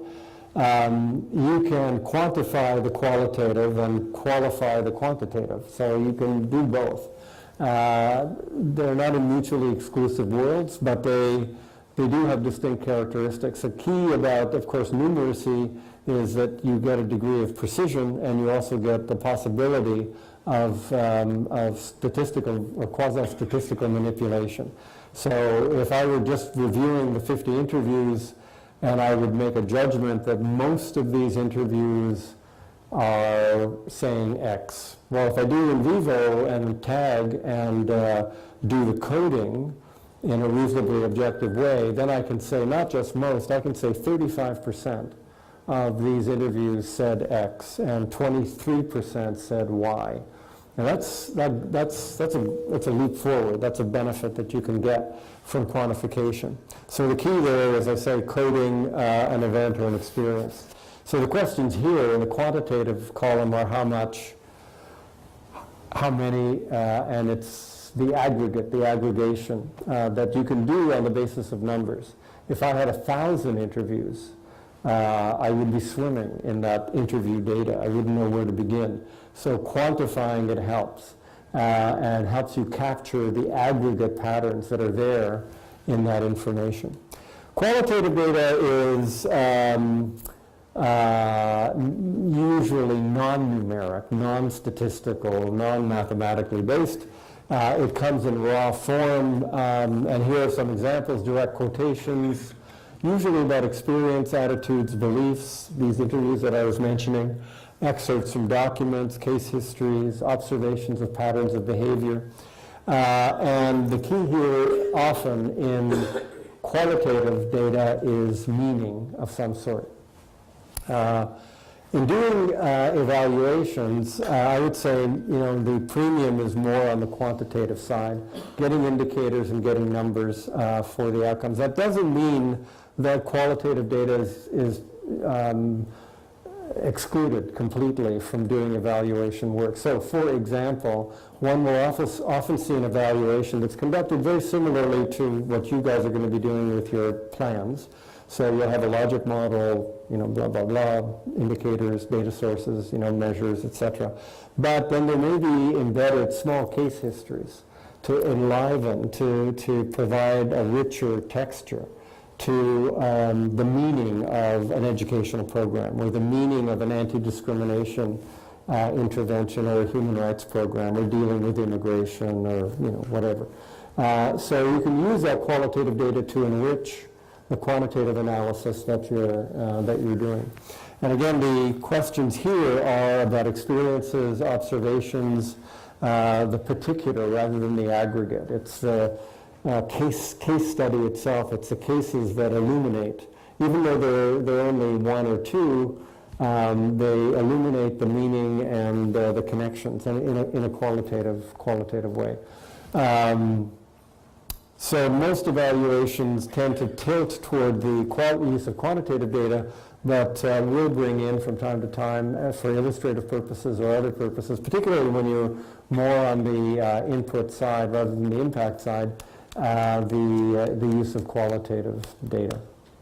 But again, you only really get a feel for the distinction and the overlap and the connection when you're in a project. I mean, it's one thing to talk about these things abstractly. It's when you actually are grappling with something, a real case, as you will be, that it comes out a little bit differently.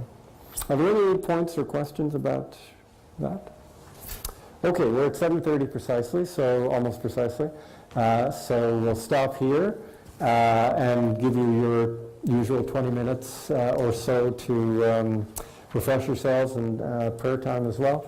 And when we come back, you'll be working in your groups. Now again, the objective is for tomorrow evening. I'll have a little mini lecture at the beginning, but most of tomorrow evening will be devoted to the presentation. So your job tonight is to work with your colleagues to flesh out those different elements of the exercise, the logic model, the key areas that you're investigating, the questions, the indicators, and the data sources. Okay, and I'll be floating around and providing as much assistance as I can to each one of the groups.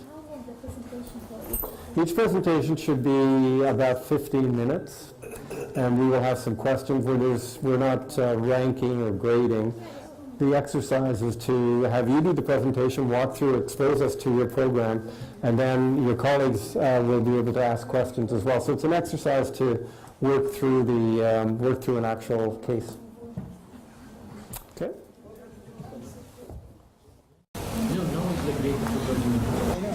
مفيش اكسرسايز يعني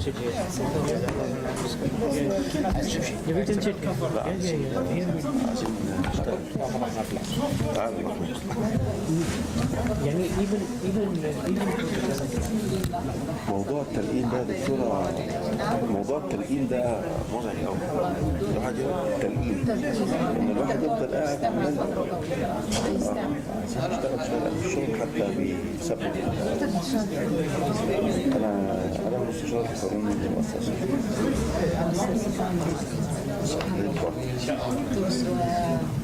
لانه انا كنت متوقعه انها هتبقى عمليه اكتر، انا برضه عامل القانون ما هو قانون انواع، في منه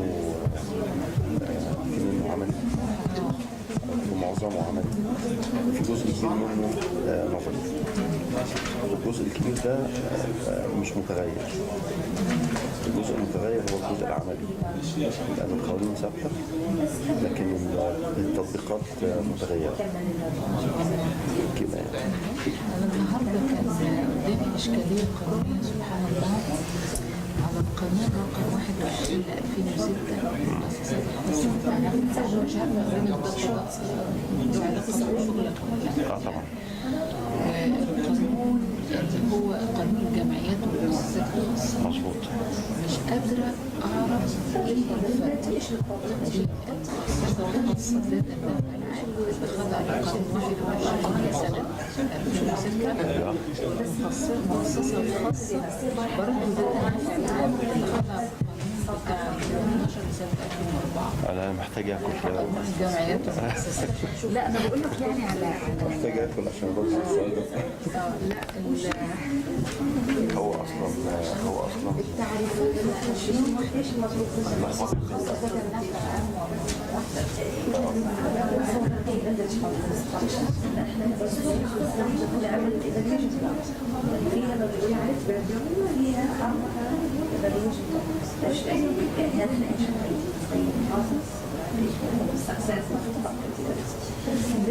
احنا هنفضل اليوم نسوي احنا بس بدينا مع شغل طول شوي بدنا قاعدين نتكلم حلوة نتكلم بعدين نحكي يعني من بعض السباقات بس بعدين سكيل كنا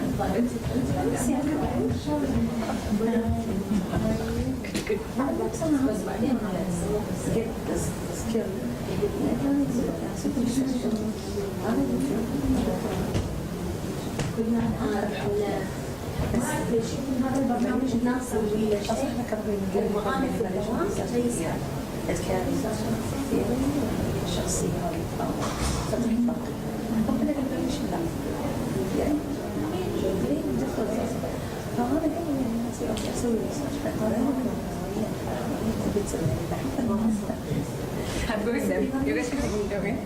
حلو استخدام شوي على الريبورت ممكن يصير بس ممكن يصير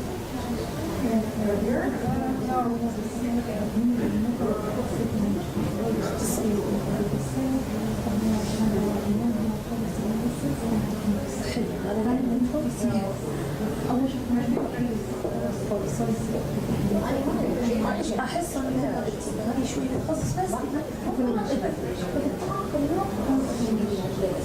فهو هي كمل يعني اللي باخذ حلو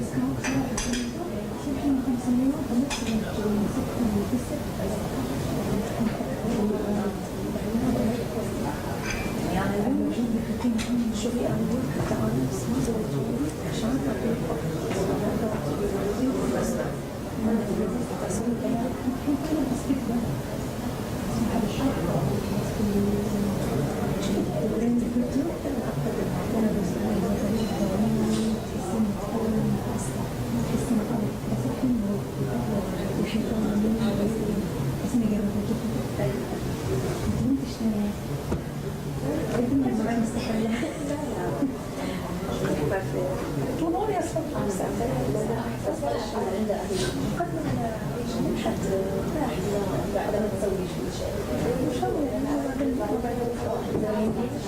بس حتروح تدرس حلو بس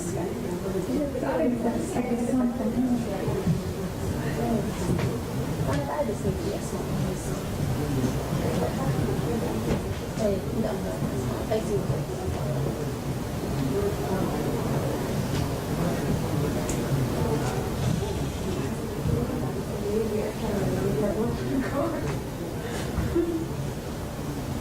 لا والله أنا قاعدة أحاول بس مالت الكيس شكلها يعني مخبطة يعني زي دايرة إيش اسمها different strategy different thing management aims كل صفحة شكل اليوم aims شوي معها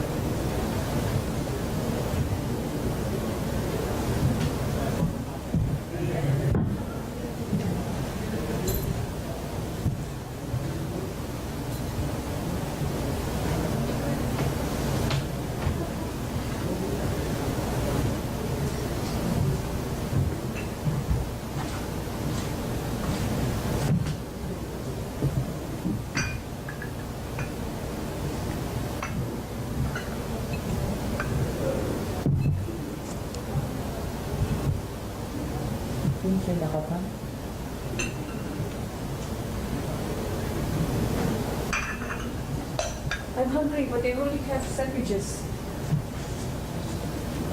You can have some. Actually, I prefer salads. Yesterday they have amazing. Ah, are they different? Yes, yesterday they have. Yesterday they have frittata and a mushroom quiche. So it's good. It's really, the frittata is mashallah, amazing. I'm not eating it. Frittata, the Spanish food, American Latin. It's made of egg with vegetables. So it's like they make the egg, they mix everything, and then they put it in a pan and then put it in the oven. So you got eggs, but in a cupcake shape, like it's egg and so. Wow. Savory. Nice. Yeah, it's very nice. So I was like trying this. I was like, Are you Indian or Malaysian? Malaysian? I thought you were Pakistani. Pakistani. Do I have the Indian slang? I said maybe Indian or Pakistani. No, you're wrong. I'm sorry. I'm Malaysian. Malaysian? Yes, the guy, he immediately, when I speak to him, when I want to register, I speak on the phone and he asks me, "You Singaporean?" I was like, "Oh my God, you're good."